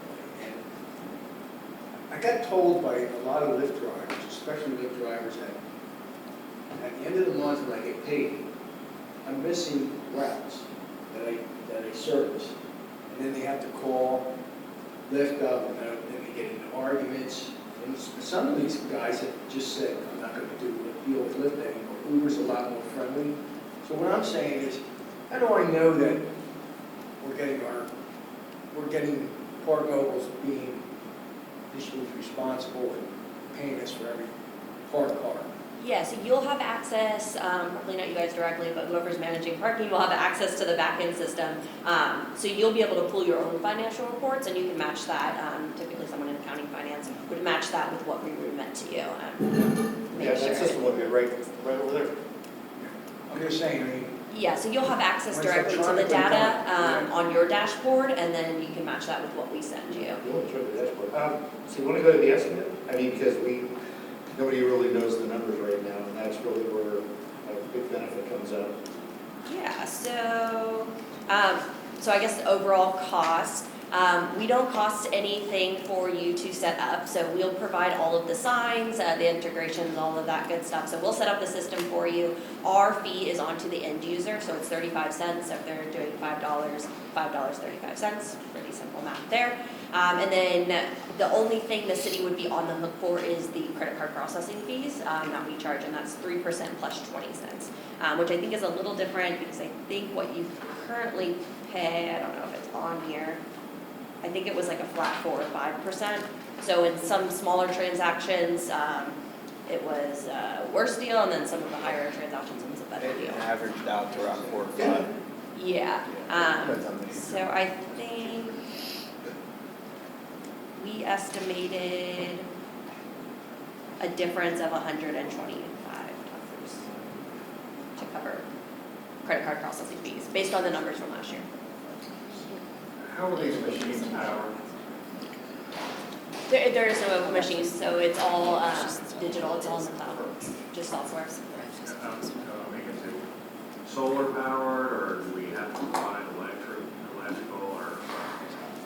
It's completely digital, it's on everyone's phone, so as long as someone I'm has. talking about the Oh, the you're right, kiosk, there's the- nothing there. There's no Yeah, there's nothing there. To the side. I'm still lost in, It's yeah, in the cloud somewhere. two systems, yeah, okay. But yeah, anyone can pay as long as they have internet access. And if they don't have internet access, they can call the 1-800 number.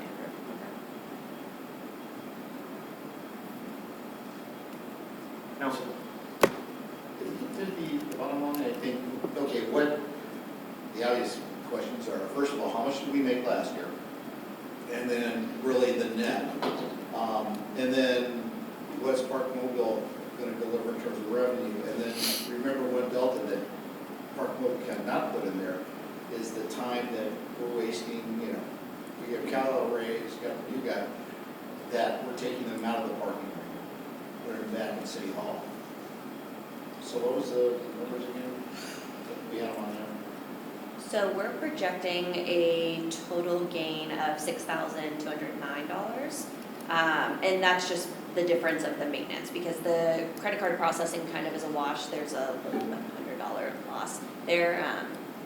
And then the gain is which is your maintenance costs. But that was just the machine maintenance, what you're paying directly to the kiosk company. Okay. So I don't think that's factored into what you guys are paying for administrative Yeah, so you're looking costs. at a net revenue increase of about $6,000 going over that new system, then add in the saved time, auto, you know, paying the mileage, et cetera, all that good stuff. On top of that, and then finally, that's at $4 an hour. Gary was talking earlier, well, sometimes we don't want people here, fine, pay threshold, let's see what they're willing, customers are willing to pay, move it to 5. And then that increase just, you know, If add, we move that to 5, we move the other to 5, right? no, we're just, no, I mean, why wouldn't we move it to $5 an hour if we had the current system? we should do that anyway, yeah. What's the point? That's what I've always said, just keep raising until they put numbers. Yeah, but the point is, you gotta get these guys out in the field. They should be here, not all the crap that goes on trying to fix the system in the Lorena kiosk. Did I hear you say there's a 35 cents an hour fee that goes to Park Mobile? It's just flat, so 35 cents for however long they stay. Transaction. I think that should be taxed at like two. If it's $5, we charge them like $5.10 an hour. You know what I'm saying? We cover that 35 cents. What is our obligation? What's the time span we're obligated to try this system out? You're not obligated to do anything. I think as far as what your time resources would be to implement the service, No, I'm just asking if we decide to go this route, how long are we committing to? Let's just say it doesn't work for Bel Air Beach, or we lose revenue, or, yeah, Who knows you what- definitely won't lose revenue. If anything, you'll increase. It's just a question of how much. Because typically, it's easier to extend your time because you can do it from your phone instead of having to come back to the kiosk. So you're going to see more transactions because of that. Our standard contract term is 3 years. So I would say 3 years. You can go down or up depending on what you do. Some cities do 5, some do a year just to try it out if you want. But again, there's no upfront cost, so you're not really losing anything by adding it. That's my sales pitch. Well, and you can have contracts are to be negotiated. I'm a Yeah. procurement guy, so it could be 3 years or 10 years. If you have a termination for convenience clause, you could give them their 30 days notice and they're gone. Not to undercut your. That's our standard in our It's contracts. obviously successful just about everywhere. My thoughts are is if we switch, we won't switch back, but we're on a hard break, 7:30. Can we take 10? All right, we're back, and we're right back onto the Park Mobile discussion. Does anyone else have other questions before I survey the group, see if we have a consensus on this? I have a couple questions. I'm making an assumption that these numbers, these hours came from Our actual data that we have. data pulled from from- 2022, is that? It was the last fiscal year's data we used, the full fiscal year.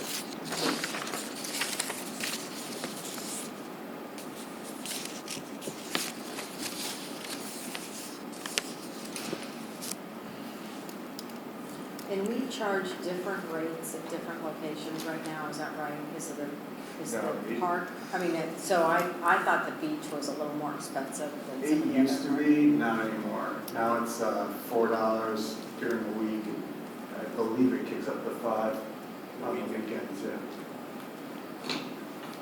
And that's in all of our parking areas. Yeah, that's all of If our. I'm playing tennis right now, it's $4, right? It's $4 right now. And this lot, you can technically pay for parking 24 hours. Every other lot has restrictions on it. What are the limits, what are the parking restrictions on the others? So Morgan Park's at 9 o'clock, closes, it opens at 6 a.m.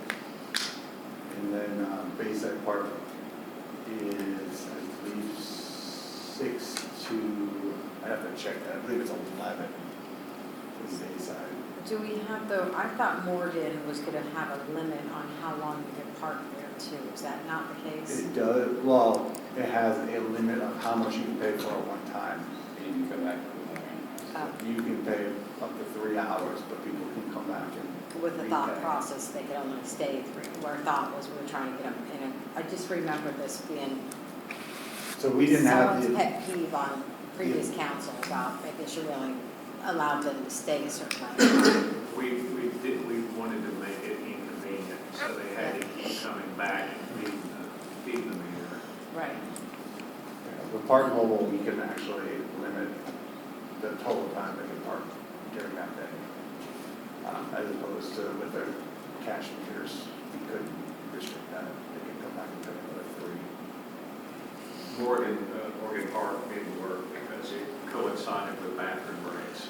Yeah. Yeah. And then what about holidays? Do we have an option to charge more on holidays or no? On the current meters? Yeah. We could set that up in the program. Okay. But we never don't. did. No. Yes. So Kyle, it sounds like, so just making the assumption that the revenue is not going to be less than what we're getting. How do you feel as a city manager? What's your preference? I lean towards the Park Mobile. I believe that's the way that everything's going to eventually be. And it makes sense, and a lot of first-hand experience of dealing with the meters that we have now and the maintenance. Got it. Yes, Mr. Frederick. Not to get off the subject, but Morgan Park, wasn't it originally, I think the vice mayor once told me before she was vice mayor, that weren't we supposed to have dedicated like 4 spots? We had 2. We had 2 dedicated spots. 2 or the 4th originally? I thought there were 2. But there's not now. That's right. Can't we go back to getting something like that for our residents that live around there?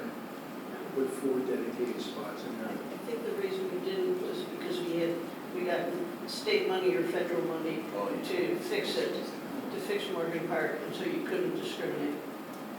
I was told it was because of beach renourishment, and I'm like, at this point, if we're not getting beach renourishment, what I was we'll take our thinking. spaces back. That's what I heard. You'll never get those Federal or spaces state back. money. I know, that's the problem when you give something up, you'll never get it back. I think it was only a 10-year agreement, but, so after, if we don't get beach renourishment, then I thought those easements were, oh, well, you're talking about the park, never mind. Yeah. The easements, that's forever. yeah. All right, any other questions? I have a comment. On break, I checked with my resident expert about the credit card processing fee if Park Mobile serves as a merchant of record.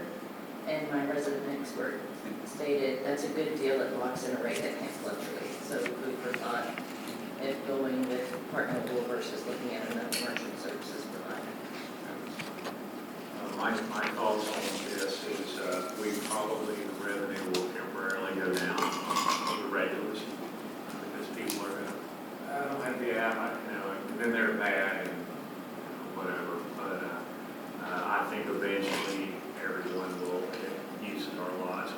They'll just download the app. Everybody uses apps for everything, and except Kyle. Only that I need to. I don't keep it on my phone. Anyway, I'm all for this.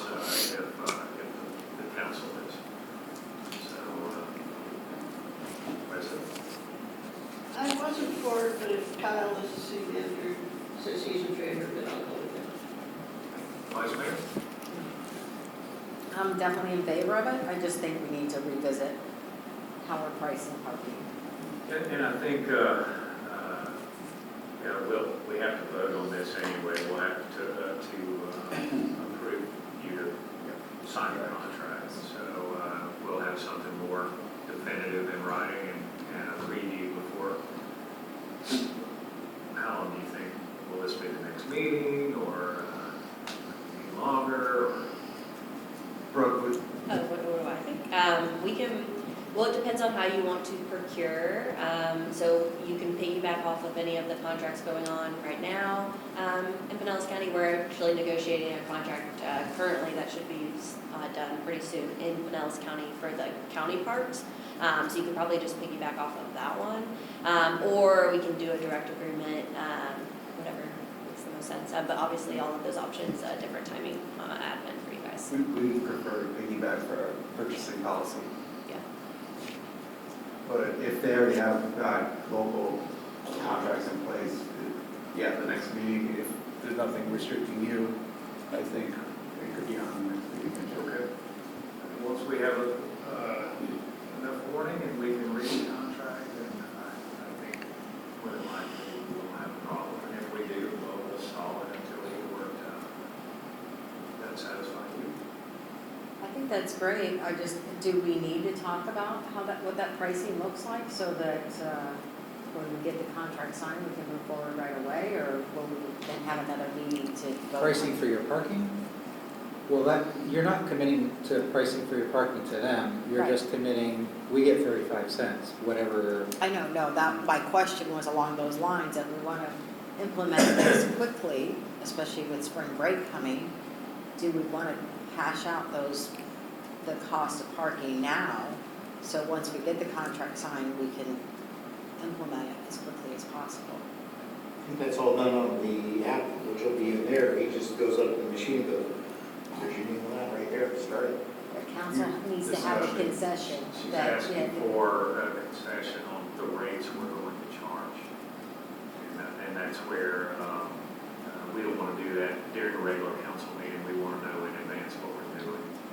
so it's part of what gets on the next agenda. In other words, if we're approving that, we're approving the price of parking, and we just hit the ground Are you running. proposing something for a rate right now, or?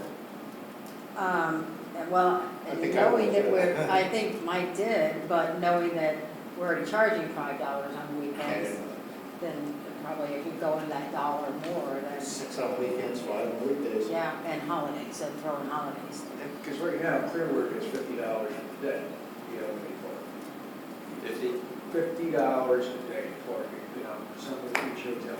And some of them, some of them, $6 an hour, big bold words.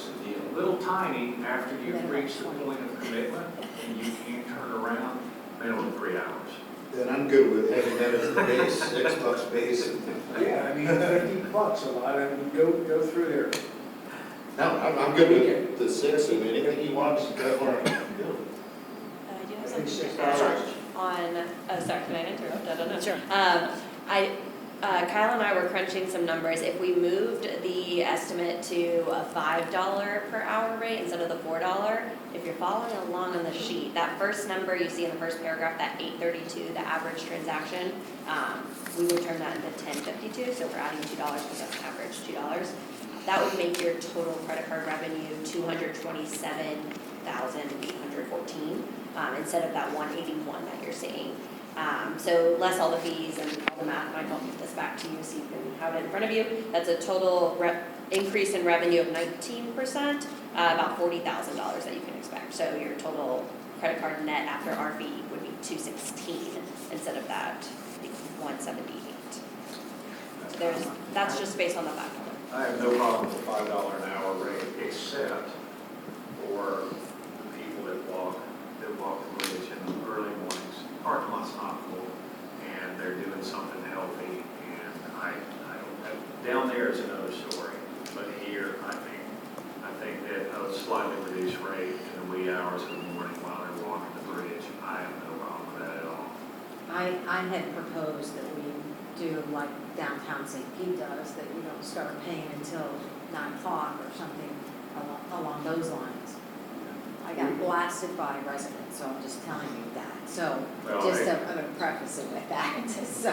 Well, I don't. I'm have a giving problem away with our that either, market. But I want to make sure that we're all on the same page, so I'm up for a reduced rate or a no rate up till 9 8 o'clock, o'clock. 8 or 9, probably 8, because really It's beyond early, that, yeah. it becomes attractive to the beach. Right. So, thoughts? What do you think? I like that. No rate? $5 during the week. Monday through Friday, a day, free. Okay. But the residents would pay nothing, right? That's right. Yeah. That's right. And it also gives them the option to even provide a list of license plates. Sure. So it gets people off our streets and park over there for free. Okay, so, let's jot this down right quick. Beginning 8 o'clock, Monday through Friday is free, before 8, At City Hall, man. free here. And then, after 8, it's $5 an hour? Is that right? Monday through Friday, $5 an hour. Till what time? So this one's 24, isn't it? Yeah, so what I'm saying, we don't want people parking at 9 o'clock at night, parking till 8 o'clock. Yeah, there's, yeah. So what's our cutoff currently at 9? Here? Here, we don't have one, do we? Yeah, 24 hours. Okay, so when do we want to either stop or switch over to a free rate? 4 a.m. to 8 a.m. 4 to 8? And then the rest of the time up till 4 o'clock in the morning, it's $5 an hour? And we should have a substantial increase on the weekend rate. Oh, I- And I'm not talking And $6. holidays. No, and holidays. Yeah, like $7-10 an hour, you know? At least at Morgan Park. $10 an hour is not unreasonable. Holidays, Yeah, holidays and weekends, $10 an hour. what you go around the other parking lots, they're getting it. Okay, right now I'm dealing with Okay. here. So it's free from 4 a.m. to 8 a.m. and then from 8 a.m. to 4 a.m. it's $5 an hour. And on the weekend, do we want to change, do we want a different rate just for here? Here and the beaches. Well, Okay. we'll For here. separate here from there because it's really is two separate entities. But on the weekend, they use this parking lot for one reason, to go to 12th Street or 6th Street. Weekends and holidays. Or to play tennis. Yes. We're talking residents can play tennis all day long because they got Sure. shoulders and decals when they walk. So $10 an hour. Just, so it's $5 down there during the week, we just make it all the same, and then, on the weekends, it's $10 an hour? Yes. 10 an hour. And holidays. We can change it later on. Let's give that a shot and see what the. See what the paying threshold is. Again, because these people are not citizens. Well, remember, we're a residential community. We don't have hotels. You're talking Yeah, about trying to I bring get it. revenue, I think this is a good way of. Absolutely. That's why I approach it. I've heard more Yeah, it's about conversations holidays. on this. Ms. Livingstone, Yes, sir. I see you laughing, okay, so what's your thoughts on these rates? No, I'm in complete agreement. You know, the whole idea of having Bel Air Beach and living here is for the residents to enjoy. So weekends, holidays, $10, and the rest of the time, the proposed was $6. Okay, and we have, what is our operating hours at Morgan Park? 6 a.m. to 9 p.m. To 9 p.m.? Okay. And, okay, so the weekends here, because we're open 24 hours, are you still charging $10 per hour all night long? Yes. You good with that? I guess we'll give it a try and see what happens. Okay. I mean, I know definitely the beach, I'm fine with it, and the marina for overflow beach parking, but, you know, here I kind of go, but it's still the same thing, yes, I'm gonna say yes. Okay. Convince yourself. I know, I'm having a struggle with the 10 because it's a big City Hall, jump. we allow them to go longer than 3 hours. So Saturday morning at 4 AM, the rate increases to $10 per hour. Saturday morning, oh, no, we're still I would doing say the 8 o'clock. weekend, we're still doing the That's what I morning. was talking about. Oh, That's okay. why I'm saying No. the walkers here, $10 an hour to walk our bridge. No, we're still doing the No, from morning. 4 to 8. weekend. Okay, so it's still the 4 to 8, 7 days. and that was, we said free, right? Free. 4 to 8. It's getting confusing enough. Do we have a time limit for 3 hours at this lot, or do we allow, because we don't have I would say, full problem here? you know, if we're charging $10 an hour and they want to pay it, we'll rather stay all day. We became friendly. Yeah. You thought about Well, we're looking for ways to increase revenue, and if it turns out it's a problem, we can always dial for that. That's right. So 7 days a week between 4 AM and 8 AM, these two lots are free. Down there, it's $5 Monday through Friday, but Saturday and Sunday, it's $10 an hour. After 8 AM, all day long, till 4 AM, it's $10 an hour here on the weekends. At home. Everybody good with that? Yeah. Yes, sir. We just, And that can all be set up, right, in the app? You can change it as often as you want. So if it doesn't work Vote out, on it and go. and that can be done by resolution. So we can do that, I can bring this as an agenda item, once I have the contract all put together, and you guys can vote. Okay, so it'll be two separate items. If, let me double check, I don't think we did the parking by a resolution, because it was set by council. I think last time we did the rate by resolution. I'll check. I would just want to make sure that they're, well, obviously, they would have to be completely separate anyway, because otherwise the other one would have to be modified every time we wanted to change the rate. Okay, any last questions for Ms. Brooke here? We just, Frank just brought up pretty good points, that we talked about those overnight renters, and they park over in the marina because there's no available parking there, hey? Gotcha. Yeah, right, there's always something, Yeah. new way of looking at things. By the way, thank you for coming down from Atlanta. We appreciate it. oh, She I'm lives happy to up be in here. Atlanta. I'll get out, don't worry, I'm not gonna stay. Have your problems. Come on, she got a free trip. I'm getting free parking here, I'll make sure I'm in. Cool. All right, so now, Yeah. Okay. Yeah, definitely. thank you again. Thank It's a you. very nice meeting. Nice meeting you. All right, now we are on to item number 5. This one was placed on the agenda by Councilmember Roberts, something about discussion of placement of bricks at the community center for the Bel Air Community Foundation brick program. Say something, right? And I know this is not our particular project, but my only concern is, in council, right now, we have enough bricks with people's names on them for one rectangular section, is that correct? Yes. Yeah, so we've got that set up.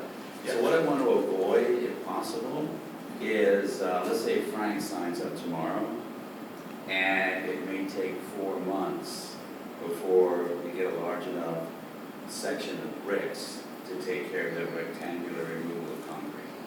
So here's my proposal, because I don't want to see that happen. So somebody's waiting, I paid for my brick, why am I not seeing it? You know, we don't know how long it's going to take, it's unknown if we're taking out a whole section of concrete, right? So here's what my proposal is. We do have something in the contract that says that they, BBC has to not request a brick installation for more than one time in 6 months. So we do know that's going to be a 6-month period, you're going to have to wait. And that was for maintenance purposes. Well, here's a suggestion that I think may work better. And I don't know exactly how the process is going to work for the people that actually do the engraving on the brick. But if this is my world, I would go ahead, so right now, we have a section we're gonna take out, the sidewalk, right? Yes. And we're gonna put the bricks in there, beautiful, so that's perfect. So now, I would already have the second, That is the idea.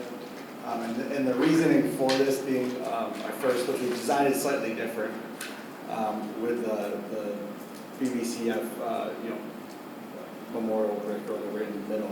This is a plan to have 20 of the regular sized bricks plus the BBCF in the middle.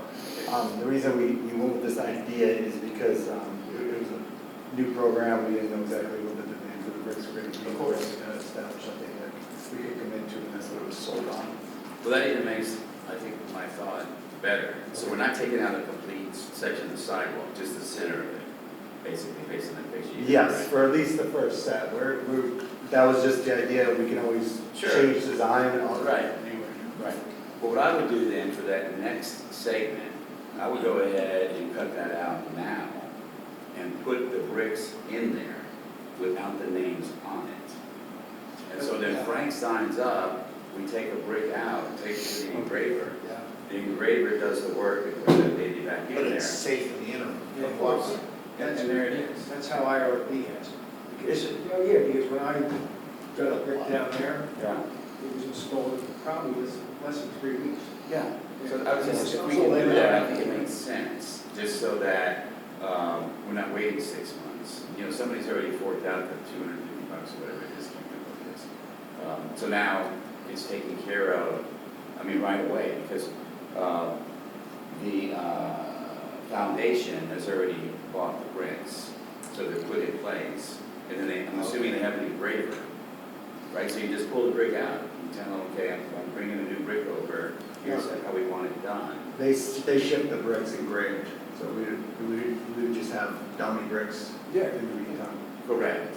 Okay, so we could do that. And again, it's not that many bricks, Yeah. but we could have dummy bricks in there. The Botanical Gardens does it. It sounds to me like it would be kind of sloppy, right? Because you're pulling a brick out, you're putting one in, and then and there are gonna be variations, whereas if you did them all at one time, it's a nice, smooth, It's not really, not a trick. It's like paper.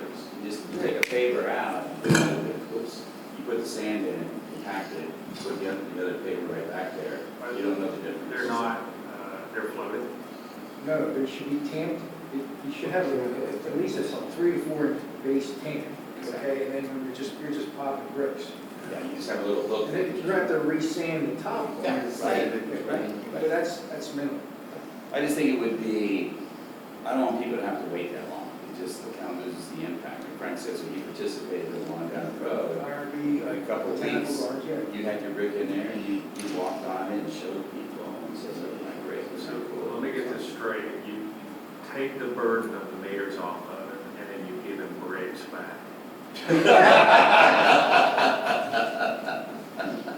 Well, he's not doing it. We spent a lot more time putting brick. So how many have they sold? Right now, they've been done the full 20. 20.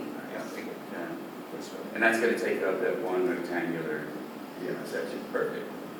Do they have more than 20? You know, Like, maybe not big, but they might have sold a couple more. And we should all be telling people about this and making sure that all our buddies are buying bricks. Absolutely. I bought I gotta 10 on check. the whole sidewalk. Don't forget your grandkids. All right, just an idea, so I think, so you're saying the same company that we buy the bricks from also does the engraving? But they do it? Yeah, they do it all at once and they ship the brick. Okay, Well, they ship, there's a minimum amount that is free shipping at that point, that has to do with that as well. I wonder why we don't get the bricks engraved locally. I can tell you why. It's because that's whenever they went online and they looked around, they found a company that could do it. And they had the website to support it, and it was ready to go. Is that right? Yeah. Yeah. So it was the least amount of trouble for the amount of people that are on the foundation. Okay, that was my thought, I just wanted to speed up the process with people getting So, like we said, that we'll look into, depending on how fast these bricks are selling, but if bricks are selling quicker, we'll look for a way to, like he was saying, have actual space done and then, help. Yeah, because it's pretty easy. Just saying, it's what we say. So you're volunteering. Sure, I'll do it. Let's go drive it. Any other discussion on the bricks? Before we move on to our last item. Okay, we are on to item number 6, discussion of right angle turn located at 19th Street and Bayside. This was placed on the agenda by City Manager Reed. Yes, I placed this on the agenda because I included an email correspondence with a resident who lives in the area of 19th Street and Bay Shore Drive, who I met 3 months ago for the first time, and he had said that he's expressed his concern about this corner for a very long time. His main thing is that he sees the cut through traffic, primarily because it's trying to get around quicker and taking this right angle turn, as fast as they can. A lot of times coming out of the actual side of the road, the lane they're supposed to be in. There's no line of sight issue with that corner, but the speeds that he describes people taking the turn, it does present a danger if somebody was walking their dog or just walking, the street around the corner, or another car trying to do the same thing, and it sets up a bad situation. So I told him I would look into it, and as you can see in the email, I talked to some public works departments, I talked to traffic engineers, I talked to our contracted engineer, just to get some ideas. The general consensus was, he proposed a stop sign. When I asked opinions to the professionals I talked to, they told me that it is not in the recommendation for the national recommendation for traffic signs to use a stop sign or a yield sign as a speed control device. So my final reach out was to an engineering company, and they said that they would, in their mind, they offered me free advice about it. I haven't paid them anything, but they said that they would, if they did a study there, they wouldn't be recommending a stop sign. So I was, based on the information I had, I emailed back telling them I feel more comfortable progressively stepping it up to maybe get to a stop sign, but I didn't feel like jumping right to a stop sign was ideal. And what I was basically recommending was something like this. He was asking me about the speed. I told him I went and drove it, and 10 miles an hour seemed like a good speed to, if you were just driving normally, something that you didn't expect to happen, you'd be able to stop. Can you make that turn at 10 miles per hour? Yes. You could make it faster, but it wouldn't be safe. Because it's just a left turn. Yeah, or a right. You can hammer it pretty good, it's widened enough. But there's no right turn. You're targeting someone's driving. If you're going the opposite You're going direction. the other way. Yeah. Oh, Could we put an island in there? We got islands at the end of some of our streets. Those islands have created more problems. yeah, we don't want to island.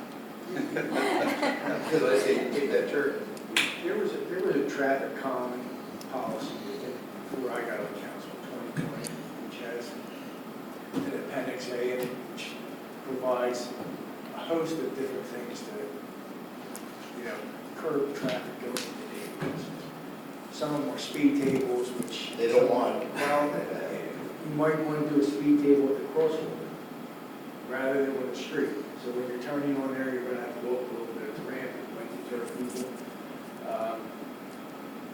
stoplight somewhere in there. It's our street, I think it is. I think we put, does FDOT really get involved if we put a stoplight on that street someplace? Not on our private Yeah, roads. that's what I'm saying, so. With this Different cost. ideas, you know what I'm saying? Well, okay, Okay, I'm aware that there's a problem going down Bayside Drive, or not Bayside, but Bay Shore. That's it, all right? This is Bayside. Sorry, I go on these. Anyway, they do fly down that road, and they'll do rolling stops across 22nd, and they'll just keep on trucking. The problem is that we've been down this road. Vice Mayor Shirley, we've had this conversation. Frank has been part of this conversation. This is not anything new, but the minute that you try to do something to curb the speed, people don't want it. So they want everybody else to slow down, but they don't want to be inconvenienced with speed tables, speed humps, anything like that. They also don't want the radar signs that light up whenever you're going too fast. I figured that one out. Traffic feedback signs. We did some survey, they don't like that. I like the idea of the no through sign. I think that that's a good idea, and I wouldn't mind seeing those on more of our streets. Right. Because there's gonna be maybe one vacationer a year who's gonna read that sign and actually heed to it and go, oh, I'm not turning down there because it says no through.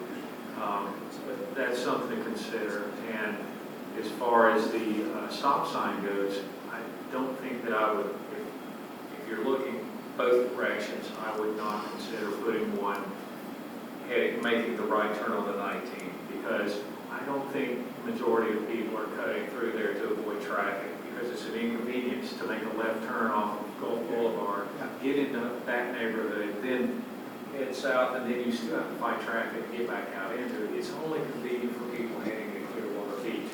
So if we did a stop sign at all, only the one approaching Bayside would be the only one that I would even consider. And I wouldn't have a problem with that at all. I'm really surprised somebody's not ran through that intersection right into the bushes. Or the house at the end. Or the house. Yeah. Yeah, I think it's, I live right on 20th Street, so Kyle and I talked about it a little bit previously, and I've looked at it multiple times. So I think everybody understands what we're talking about here. So if you're coming off of, there's actually two problems in my view. If you're coming north on Gulf Boulevard, and you take a right on 19th Street, and it goes down, and there's a house there in the corner, and the only way you can go at that point is left on the Bayside. So people have a tendency right there to also be going too fast and not make the 90, so they kind of just cut the apex. So they just make a soft turn into there. So they have an opportunity to have a head-on with somebody coming the other direction, because they're not really thinking it through well. Also, you have somebody heading south on Bayside, and they're making the right-hand turn because Bayside dead ends into 19th. So they also are going too fast typically, and they're swinging too wide, so they're on the wrong side of 19th. And that's where the two head-ons can happen. So I don't think it's 100% due to when we have the heavy traffic, it's just normal times. People just going home, whatever they're doing, and they're cutting that corner both directions.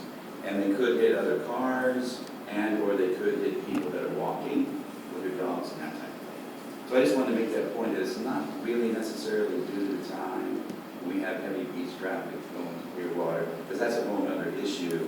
When I was campaigning, somebody said, yeah, people come down here and they're avoiding the traffic on Gulf Boulevard, and they're flying on whatever roads are parallel to the intercoastal. And they're just flying down that road. And as I was talking to this guy, somebody came by on like a juiced up Ford Mustang going about 65, just right down the road. And I thought, wow. If somebody, a kid, went out front, no way they didn't have the waiting time. But this doesn't have anything to do, I don't think, with the heavy beach traffic stuff that's going on. This is normal. He has a problem with this. It's more the people who live there who are Yeah. used to that corner. Correct. This is what I do all the time. One thing I can tell you about that intersection is that if you think you're doing yourself a favor by going down 19th, making a right turn and coming out on the Gulf Boulevard. That's not the best place to pull out at. And I think you're gonna get out faster. Not this time. You're more north you go. I go to Hibiscus and still, it goes over to North South Bay Shore and Hibiscus, they come back and they come out. It's because it's in there crossing just right close to there. 19th Street. Yeah. Okay, well, that's my point, is that, it's difficult to get out of there anyway. And so I think the people that live here, are probably, maybe some of them are going down there, but not, can't be that, not like it is. Probably just the people that live on that street. Probably so, probably so. But that's why I was in favor of one stop sign and not two, because I didn't think the one at the very end was necessary, unless cars start running into the guy's yard there, which I don't think we've seen that yet. So you're saying put it on Bayside or put it No, on on the end of 19. into 19th? Okay, so you're making the left-hand turn. Yes, Before so you make you the have to left-hand stop, turn. look, and make You a make the left. left-hand turn. And that would be my recommendation, but according to Kyle's sources, they're saying, that's not gonna help anything. Well, how big not slow down traffic? They're just saying it's not recommended. I feel like I can see your point, we stop traffic and then it's a matter of like enforcing it as well. And you were not in the meetings at the time, but, and several of you weren't, but whenever we did have these conversations about, well, what can we do about speeders? I think, because occasionally this comes up, you have somebody gets overly vocal, it's fully justified what they're complaining about, but their neighbors aren't, they don't get buy-in from the neighbors. And so I think the last time we had this conversation about changing anything, where it was a flashing light or a speed table or anything to do that it's a inconvenience to drive down your own street, it would require a petition, and they would have to lobby their neighbors, and everybody would have to agree that, okay, let's take this to the council and let them vote on it, because otherwise we don't know what we're talking about. And then would it make sense to do a traffic study? I mean, this is always a time of the year where we get these same complaints, and, but that is at an intersection, we've done a study on it. They could, put some speed indicators out there and see if, how fast people are making that turn. Is it really an issue? Did have the sheriff do one of their boxes. They did not find speeding to be the issue, but that, because you really can't go You can't go over that the speed fast. limit around that corner. It'd be interesting to see what the average speed was going around the corner or something like that. I'm sure He you did give can me ask some them. numbers. I'll share that with you. That would be helpful to see. I mean, but I think, My tires, I'll show you. Another thing is the guy that's complaining, is he to the right of the intersection? he's He lives right on at the corner. 19th, not right on the corner, but a little bit to the west. On the Okay. right side of the street. Would it be the second house, if you start at the very corner, the great big house, is it the one next door? So if you're at 19th and Bay Shore, it would be not the one on the northwest corner of the turn. It would be on the north side of 19th, up one big house right on. Okay, all right. Because it could turn out that he's asking you to, or, we decided to put a stop sign in somebody's yard that just lose their minds, because now they've got a great big stop sign right next to the driveway or something. So that's something to consider also. Look at the lot line, typically we'll put it right on the lot line, if possible, so it's not easy to see.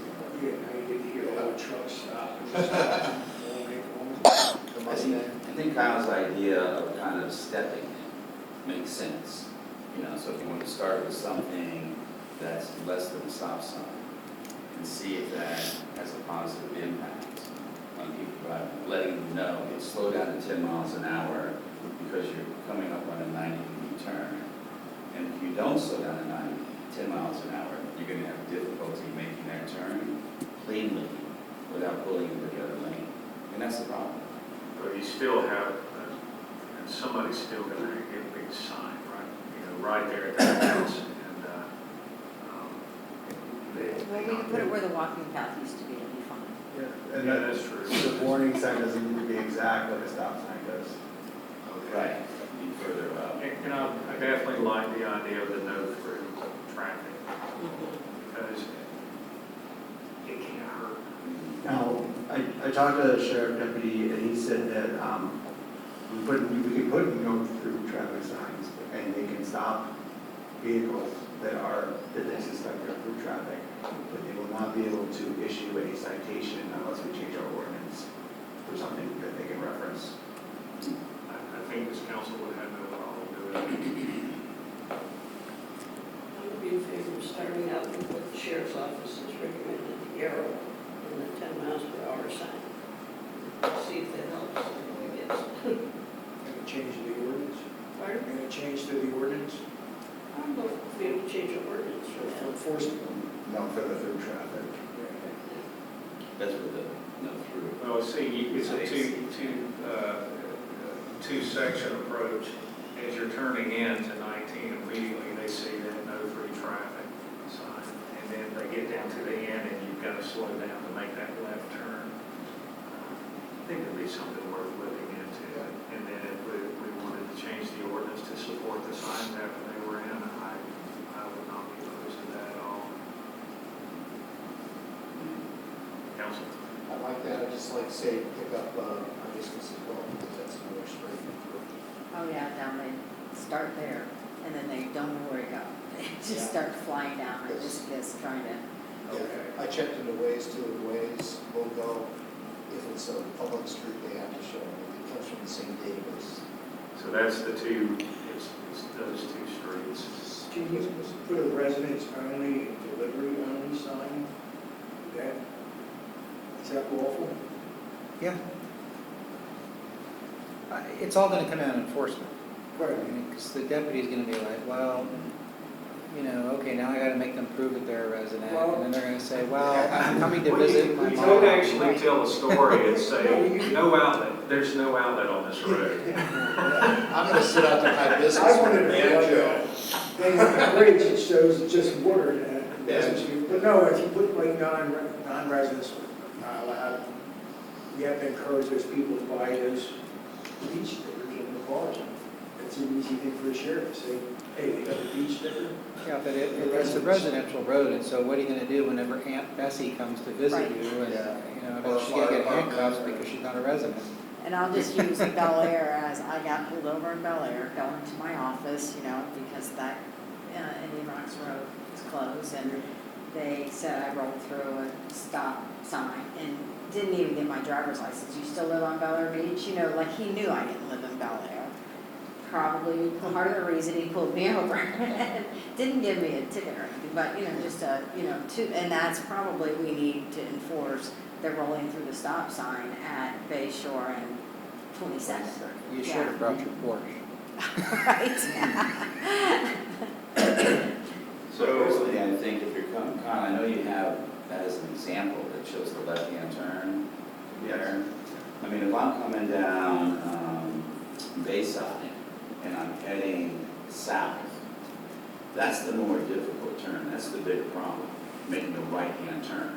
Because the centrifugal force is pulling you out there. If you're going over 2 speed, you're going to try to make that turn, you're out, it's too late.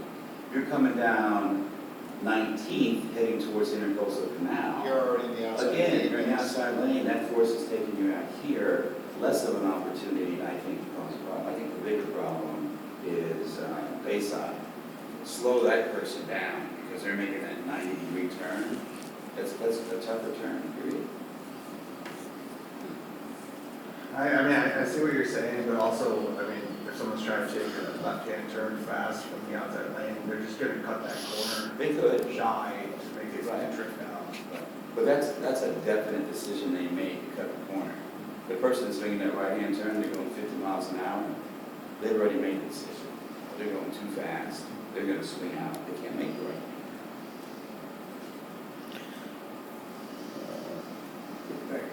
Yeah, exactly. Anyway, that's, Like Formula One, I would like to hear what Kyle's suggestion is. What is your recommendation? I'm Based still on where I everything was, that we said, what was where I was at, if, my recommendation was to be incrementally try to solve the problem, and then if it's not working, reassess it, and see what we can do. I don't think the council has to vote to approve you putting a sign somewhere, so what are you doing exactly? Which sign are you putting in and where's it going? I would put a left turn and a right turn with a recommendation of 10 miles an hour. Both sides. Directions. And then, because you mentioned the no through signs, I want to look into those and start with putting those signs up. And then move forward with the ordinance to be able to force. And then what about Hibiscus? hibiscus? Which part of hibiscus? Well, actually, it goes from west to east, it's a straight line through, you got Bay Shore, across the 21st, and it goes north-south, is Hibiscus down. But where do they enter, on Harrison, or where are they entering at? So, because They it's they really. can exit at Harrison or enter at Harrison. Yeah, so you probably needed Harrison and then, I mean, I guess you could put it on Bay Shore as well. I think we just try one there for now, I mean. Okay, so you have a stop sign on hibiscus already, stopping at Harrison. Going to Harrison. Okay, and what you, if it's straight, or you make a right turn onto hibiscus, so Hibiscus west. you probably get I passed and then across. No, the I mean, bridge. to get to, like you coming from Gulf Boulevard, you have to take a feeder road to get to Right. Hibiscus. So what is that feeder road? Is the no through traffic out at Gulf Boulevard, the feeder road, or is it on Hibiscus? I would say the no through traffic, or just anyone entering off of Gulf Boulevard, that's where they need to see the no through traffic. Right on. Kind of like where we do the no parking on the street sign. Yeah. Yeah. As you turn on the street. Yeah, no cruise. And those neighborhood watch signs, they're probably not doing much either. They're just Yeah. We don't I really mean, have a neighborhood cars. watch, do we? While we're talking about signs, I actually had someone on my street say, could you tell that city to do something about these signs? They're all crooked. I mean, it's great we got signs, but they're all crooked. So I'm just relaying that message. Okay, fair. Just- Okay. I'm like, why didn't you call Kyle and talk to him about it? You need a level. My guys are pretty good. So the no through traffic goes on Harrison, one on 19, and then at the end of 19 in Bayside, you've got to slow down. Yes. Like making turns, all right? Everybody good with that? You're sure about this, right? Yeah, it's just like that, Yeah. I'll make sure. all right? And if it's, I know if it is not getting the effect that's desired or I think everybody's in agreement, everybody good? Fucking green bus there. Okay, we're on to item 7, which is general business. Oh, yes, I'm sorry, so no, we'll just roll this right into general business. and- Okay, that's fine. Go right ahead. A while ago, I had asked the council's permission to meet with the county on the infamous intersection up here at Gulf Boulevard and Crossroad, right? So I did, it just took me a long time. So so I met with Tom Washburn, and you know Tom, right? He had many good things to say about you. So I talked about all the different things that I've heard from our citizens, as well as things that I've seen personally at this intersection. Most recently, I was coming from Indian Rocks Beach, and I stopped right at the traffic light, first car there. And when the left turn light came on, of course, we don't have the yellow light anymore, blinking light that allows us to turn when we want to because there's no traffic coming. So both lanes happened to be full. And so I watched everybody as they were coming and making the left-hand turn and going to the bridge.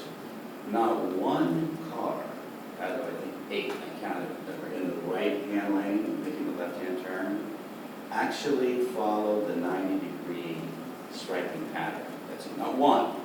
Every one of them cut it almost made contact, every one of them, with the people on the left. The people on the left had to avoid and go into the cross yellow stripes to avoid contact. And then they were like, boom, boom, behind, front, all the way through. No contact was made, but I'm 100% convinced contact has been made there before. We've asked, I know, the deputies before, if they have any record of it, they say no. And I know the reason for that is because if Frank and I touch each other, and we pull over and we call 911, they're gonna say, is anybody hurt? And we say, no. And they say, okay, we're not getting involved, there's no report. You and Frank share your information on insurance, and you guys deal with it. That's it. So every time we ask the deputies, and rightfully so, they say, yeah, we have a record. No problems. Well, there are problems, I guarantee you. The biggest problem is, and another thing I've witnessed, when I'm coming from 20th Street, and I multiple times during the day with the watching grandkids, I'm back and forth, different times of the day. The entire left-hand side fills up before anybody gets into the right lane. I always take the right lane because I want to experience that wonderful feeling. And everybody looks at me and like flips me off. You're not getting in. You know, you're not going to get in on me because I see what you're doing and I'm not going to let you. So we both make the turn and everybody just gets bumper to bumper. And we have like a 17-inch merge lane, you know, in order to try to move over. So it's just a disaster waiting to happen. So when I talked to Tom, we had a great conversation. So we talked about some different ideas. He did say that it's about time for this study to be done again. It was done like 2 years ago, so they typically like to follow it up. They also have cameras where they don't even have to come out here.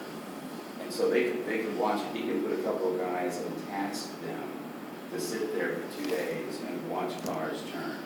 And they'll see how that is working. We also all know that different times of the year, there's different flow patterns through there. I asked him specifically, because one of the ideas I had was, I said, okay, Tom, everybody that I've talked to wants the flashing yellow left-hand turn light back for obvious reasons. We know we can't do that with 2 lanes. So if we can get back to one single lane, and by doing so, remove the median that's out there with palm tree, and we could just extend that bi-directional lane all the way down. He goes, yeah, we can do that, no problem. So there's no rules against that. So people would just start backing up in that lane as necessary. Does that hurt people coming one of those streets, trying to make a left turn onto? Well, I talked to the residents about that before, and they already handle that in this manner. I talked to the people on 12th Street, which is close to the median already, and they told me, we don't go out on 12th Street. We go down, we go to 13th Street, and come back on the other side, and an additional block gives them enough space. And he said, and typically, if it's local residents, everybody's pretty considerate in letting them get across either way. So he said, I said, well, how would that process work if the city decides to do something like that? He said, again, it's simple. He said, you guys own the palm tree, and you own the light, and you own the electrical that goes out there. So you guys, the city would come in first and remove those. Well, I don't think you want to remove that palm tree.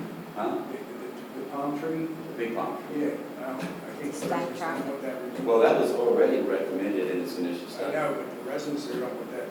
Are you gonna remove that whole median, the crosswalk there? Correct, it would be just like 6th Street. We've all seen 6th Street, there's a crosswalk there. You're not There's gonna no eliminate. median. All right, Or they so can walk to the light.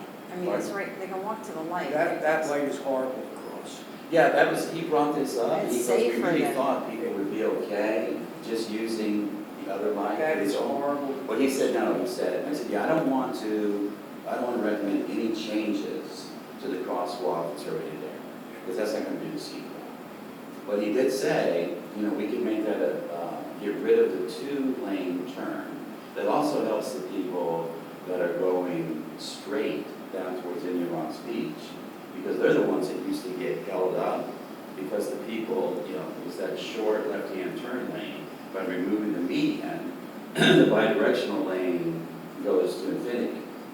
and people would start moving over and getting in line, and they could also put timing devices and change it based on the flow of traffic through there, so they can make it last longer, the left-hand turn lane as well. And you'll also have the blinking yellow left-hand turn light, specifically for the residents here, because they're the ones that complain when they go into work in the morning at 7:30, and they come here to make a left-hand turn, and there's no traffic as far as they can see.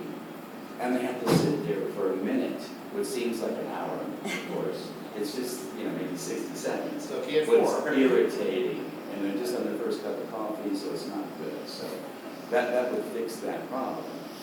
And he said, Lloyd, in the worst case scenario, if you guys do that, and you change your mind, we just simply come back and put a curve in there. He said, but I don't think it's gonna happen. He says, Indian Rocks Beach, he offered this information, he says, they're actually doing that now. They have similar medians with trees and lights. He said, they told us to come back in and take them out. Good. Yeah, so They're he said- dangerous. I think those are dangerous, because I don't think you can see around some of those trees when they go across. One time, I did take this, at night I was coming down and I moved over into the bi-directional lane. For some reason, I thought I don't know, I guess past the median. And I was thinking about something else, all of a sudden, there it was, a tree. I almost hit it. And I had people behind the tree and also the top out. Yeah. Well, So- that's good. So the meeting went well, and Kyle, I just kind of want to, turn it over to you. I told him I would get back, and if council's okay with that, you could contact Tom, and you guys could put together a plan. He said, obviously you're familiar with it, they do the study. They'll just do an update on the study to see the volume of traffic that's making the turns, and they can actually look through the cameras and see how many people are using the right-hand lane, how many people are sitting there in the traffic. But he kind of agreed that if we got rid of that and just extended that bi-directional lane, people would just naturally start moving over. There's a lot of traffic. They're just looking up there and go, I need to get over now, because all these people are in line for a left-hand turn. Plus, you have a blinking yellow light, and if there's no traffic in front of you coming across from the south to the north, you just go. And you still have this line for the marathon. Yeah. You don't think the traffic is going to back up so bad in that turn lane that they can't get out of 12th or 13th no matter what? Well, I think there may be times, but I think that's there now. I think that eliminated it by doing what they did. Like, you take however many cars are stacked up right now and you double the length is what you're doing. So, But it's not much. so I've seen it, both ways. I think that one of the arguments that, and trust me, I'd like to see that thing go too, but I don't live there. One of the arguments was that island presents a buffer. It guarantees there's a lane that you can hop into. At least now you're there, so you can merge over and then get into the traffic flow. Whereas if you extend that farther down and traffic's backed up, you have nothing. The only thing you can do is make a right and find a place to make a U-turn. You come back, yeah. And that was the complaint. Also, would you leave the existing crosswalk where it is? Yes. Okay, so you just tear the island and the trees out, right? Just like 6th Street. Yeah. Yeah, because they definitely don't want to lose their crosswalk. No, yeah. Not recommend that at all. You could probably put bleachers on that corner, so take us this time of year, because I've chased cars down that actually hit people and taken off. On the 2 lanes. Oh, we're going over the bridge and chased them, and got them in Bel Air, especially on trailers. Because when you make the turn, like you said, no one's giving it any lead, right? And it's comical or downright insane, some of it, ever since they won. But I don't know, I think going back to the old system was better, because, one lane just turned. But Yeah, well, hey, when I first got on council, I asked, how do you people north get the hell out of your neighborhood? You said sideways. Yeah, and I said, that's probably it. But I think if you remove that, I'm kind of agreeing with the mayor that now you got 2 lanes that are jammed up this time of year. Now they're all trying to make the left-hand turn. How are there 2 lanes? Well, if you're gonna expand that lane, you're gonna take the median out, right? And Right. expand the left lane, you're still gonna have another lane too. No, no, no. Oh, you're gonna eliminate. Only, it would go back to being a double straight through. Double. So instead of 3 lanes, we'll just have 2 lanes, one going into Indian Rocks. It'll still be All 3. same lanes. So the bi-directional is the one everybody will get into to make the left-hand turn. So you just have one left-hand turn. That's correct. But that, I'm sorry. what happens is as you're crossing the existing islands and all of that structure there, that would be an extension of the turn lane to allow cars to pile up. And that would pile up. And it would, well, I just want to caution you, because I'm open to trying anything. Sure. There's going to be some unhappy people. Well, here's what's going to concern. I mean, that's just, it is what it is. That's, at times, a local street, if they're not. Right. And so, I just want to caution you that, that it could happen. And, hey, if they say we can change it, and the county doesn't mind restriping their own street 10 times Right. until we figure it out, I think it's worth trying. Yeah. And they said that, of course, they could, they would set the queue deeper based on the time of the year, so they could have that left-hand turn green for a minute and a half if they know it's like spring break time. So that thing, when it turns red, it may not take long to back up, but then as soon as it turns green, it's going to flush. I wish you would stay green for an hour. Yeah, that's right. We create another problem. If we've got 2 lanes going southbound on Gulf Boulevard, and then not far below the causeway, the one on the right has to merge into the one. Right, You're in That's one how it lane. was but it's before. longer. Yeah, It's that's- pretty decent. You know, in my 8 years here, it never really was a problem south of the causeway. But now we're getting traffic, that you can attest to this, Oh, all the way into First Street, back up on the weekends to make the right-hand turn. Like you To the said. right-hand turn. Yeah, oh, yes. It took On the Yes. weekends. I think 25 minutes to, and this was not at lunchtime, this was about 10:30, to get from the south end of Indian Rocks Beach just to the, past the intersection. And Mayor, I think a lot of people now are using that other bridge, getting Indian Rocks, and they're going straight into, it's a mess. Yeah. That's fucked up, going Yeah. side streets. Well, that's something they could also, Yeah. Kyle, when they're updating the study, they can look at, even new issues. So if that's, I don't know if it's a new issue coming from the south to the north, and they can look at that and perhaps change the light cycles on it. And you also need to have those numbers from that study. You take the Pinellas one, look at the amount of flow that's going through in a week. Mm. Oh, they know. Okay. That's who they report to. Is this online? On This- the county's- This was given to me by Lynn, because I was asking for it, it's obviously before he left.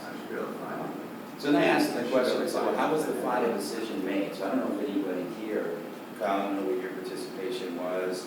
He said, well, the final thing after the study was done, he said it was actually, the whole thing started with the previous mayor. I said, you mean Dave? He said, no, it's not. So, and so he met with the city manager, and the study was done, which was great, because there was a bigger problem, just like you mentioned, with the people coming from Clearwater or Largo, whatever, and coming over here to get to the beach or to get to Clearwater. And so the bridge was backing up. Has that improved any? It seems like. We've had residents get up on the floor saying, I made a mistake, I went to Home Depot Saturday at 11 o'clock, and I didn't get back until 2 o'clock. Oh, because it was I backing know up. that. It's, Yeah. I have pictures Yeah. on my phone of just how bad it is. Yeah. And it's, there's no rhyme or reason to it. Goes All of a past sudden, Publix. everybody just decides, let's go to the beach. Yeah. All at Well, the he same said that, that's, if they had that new information, again, they'll change the light cycles. So that ideally, whatever the volume of traffic coming in here is, and they're all making that right-hand turn, they'll keep that arrow green for an extended period of time just to get everybody off the bridge. But they'll have to, they got another bridge coming up, so they gotta change all the cycles. Right. You could put lights in there, but then it's gonna impact the residents when they leave it, you know? Like, you know, make a nice long delay on that bridge and clear up Gulf Boulevard. If you have to go to Publix or something like that, no matter what.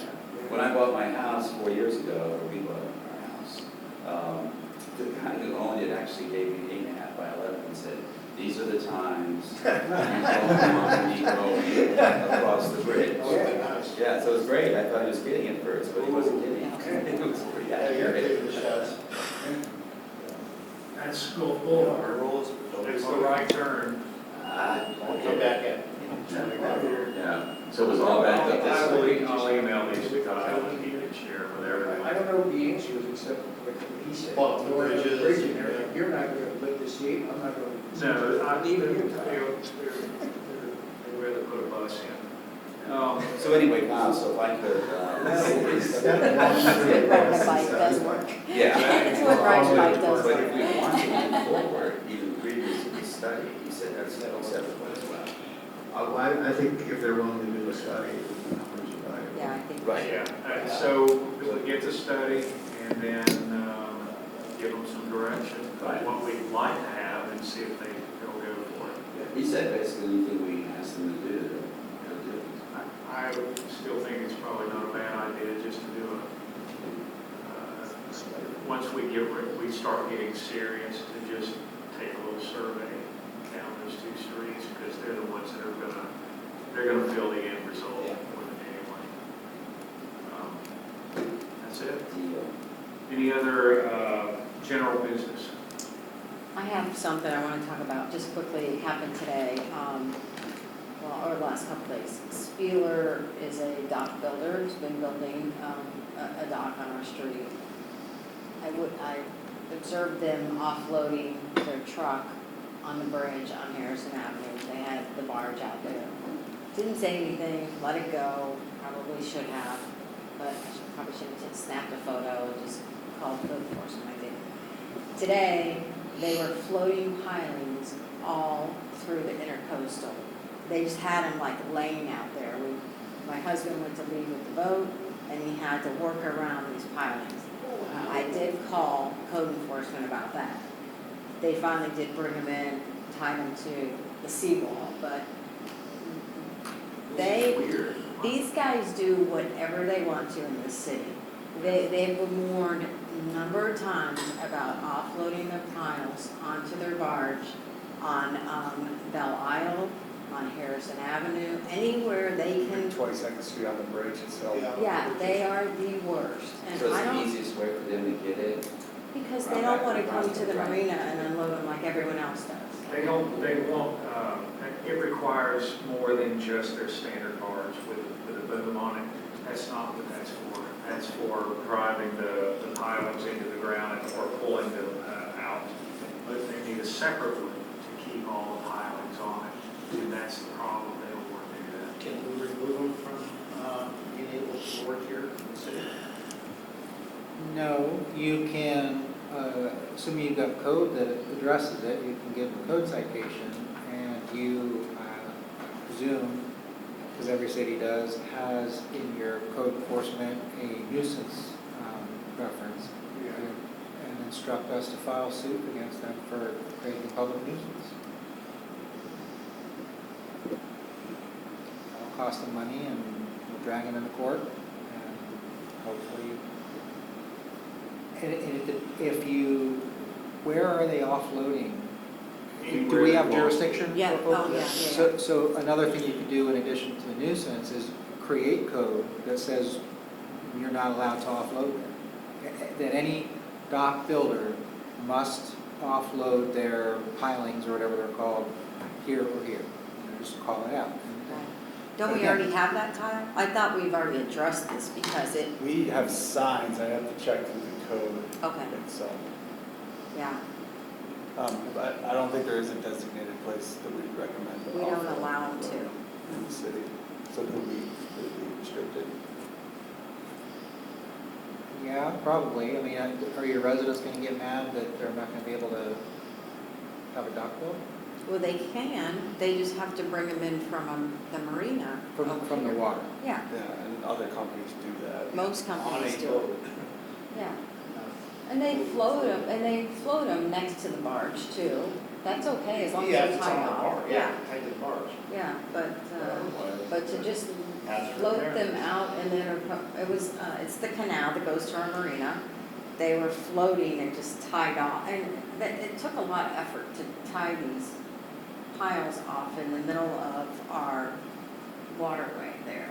And I guess that's our jurisdiction, it's not really the intercoastal, so it wasn't, we don't have a police boat, we don't have any sort of means to go out there and They navigate. knew that, because they've seen Mike's pictures of Kyle rescuing pilots, they knew they were safe. Yeah. That's what it was. And those shorts this year. Yeah, the guy was in a lot of short.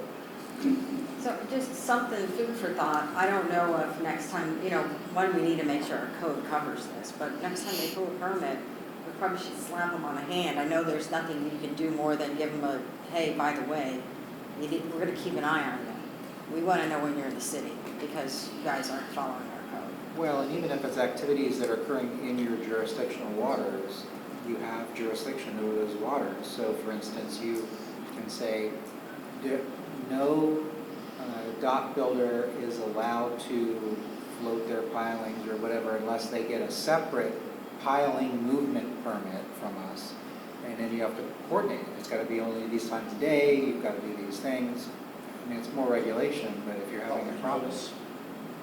Well, they are the ones who chop the piling off and just let it float out in the canal, and I think I called them and said, hey, come get this. Or maybe I called the city and we were able to grab it and tie it off. They just chop it and let it go. Yeah, they chop the top of it and just let it go. Next time you're boating through there. Yeah, it is a huge hazard. I mean, it's not. They may be the ones who drop the concrete pier out there, and right there in the, right around the buoys. There's one still out there. But I don't I think it's gone anywhere, but one of my neighbors, his buddy brought a big triple engine boat out, and they were gonna go fishing, and lost one of the lowers, completely broke it off. And they found it and they marked it and left it there. All right, any action items on that one, other than just raising awareness and I think Kyle's gonna look at codes. Investigate the Yeah. code and then discuss with legal how to best pursue it. yes, sir. One other quick thing that I did talk to Tom about, Kyle also asked, is there any new technology out there that could assist us with alerting drivers on our crosswalks? Because we know we have the yellow flashing. So he said two things have happened that they put in a couple of places. They have in front of the crosswalk where the flashing lights go on. As soon as somebody hits the button, like, I don't know, 30 feet in front, each way, there's an additional flashing device that kind of tells the driver, hopefully, hey, there's something going on here. Then they see the second one and they stop. In addition to that, I think the app was called Maze. It was called Waze. And he said they're working very closely with that so that when you hit the crosswalk button, anybody that's within X distance, and if they have that Waze on and the GPS, it automatically comes up, they have the radio on it, it'll tell them, alert, alert, somebody's crossing, whatever it Because says. we get. But that's gonna get us people to run through those things. They don't stop unless you walk out into the street. And I mean, Tapped a few cars, my yeah. wife and I were crossing Sixth Street, when the sheriff was in, and he put the light on. 6 cars went through us, and I'm standing in there. Wow. He's nodding at me, like, and he went down. I got 'em all. I got them all. Good. It was a big payday for it. They don't stop unless you actually walk out, I swear. Well, I think the local residents do, because they're familiar. Well, yes, The I'm visitors. talking about the Clearwater traffic. weekend warriors. Yes. I have one more question if I can. what is the cost of a parking ticket? That, I've been meaning to bring that up when we're talking about rates. The current cost of a parking ticket in Bel Air Beach is $35, and if you don't pay it, it's 30 days, it goes to 70. But if we are raising our rates, we need to raise our parking tickets, if people are just gonna opt to get the parking ticket. That's why I would like to act, well, you're bringing that up, I would like where it says no parking on the streets, I would actually like a fine posted on that sign, every one of them, so that it's a $50, $75 fine if you park in the street. We just went through 2 this weeks with, ago, residents said, guy comes in, parks at 12th Street. Resident says, hey, you have to have a sticker. He goes, what's the fine? Like 30, 40, he said $30 to $40. Cost of doing You business. know what he said? Let him fine, it's cheap. Yeah. And he stayed there, got fined, and lots of our sheriffs don't actually walk on the beach and ask anybody, are you in this car or whatever like that, and give them the opportunity to leave, which I don't think is right. I don't want them to do Yeah, that. yeah. we just went through this in Bennington Beach, and the rates went up to $100 first offense, $200 second offense, $500 third. That's a Reddington. Red Village. Yeah. Hey, I'm all for it. Yeah. Yeah, we're all I'll like- tell you right now, there's people, they park at every bridge around here. They go fishing. Yeah. You can even tell them, hey, just give you a heads up, if a cop comes by, you're gonna get a ticket. Yeah. Drive back by and they're still there. Yeah. They don't care. Yeah. But, I think that would also hurt it to actually announce what the fine is, so big, much bigger fine, and we publicize what it is. I guess she's ready. Whatever that was. I have more business, but it's 9 o'clock, and I will postpone it until the next work session. Anything else? I just want to thank everyone for the flowers and being supportive during the loss of my mom. Just thank you guys. That's it. Okay. Well, Mike, your cake has been a major distraction this entire meeting, and I'm going to tell you right now, you're forbid to have another birthday cake where we see you. No problem. Pizza next time. All right, do we have a motion to adjourn? Second.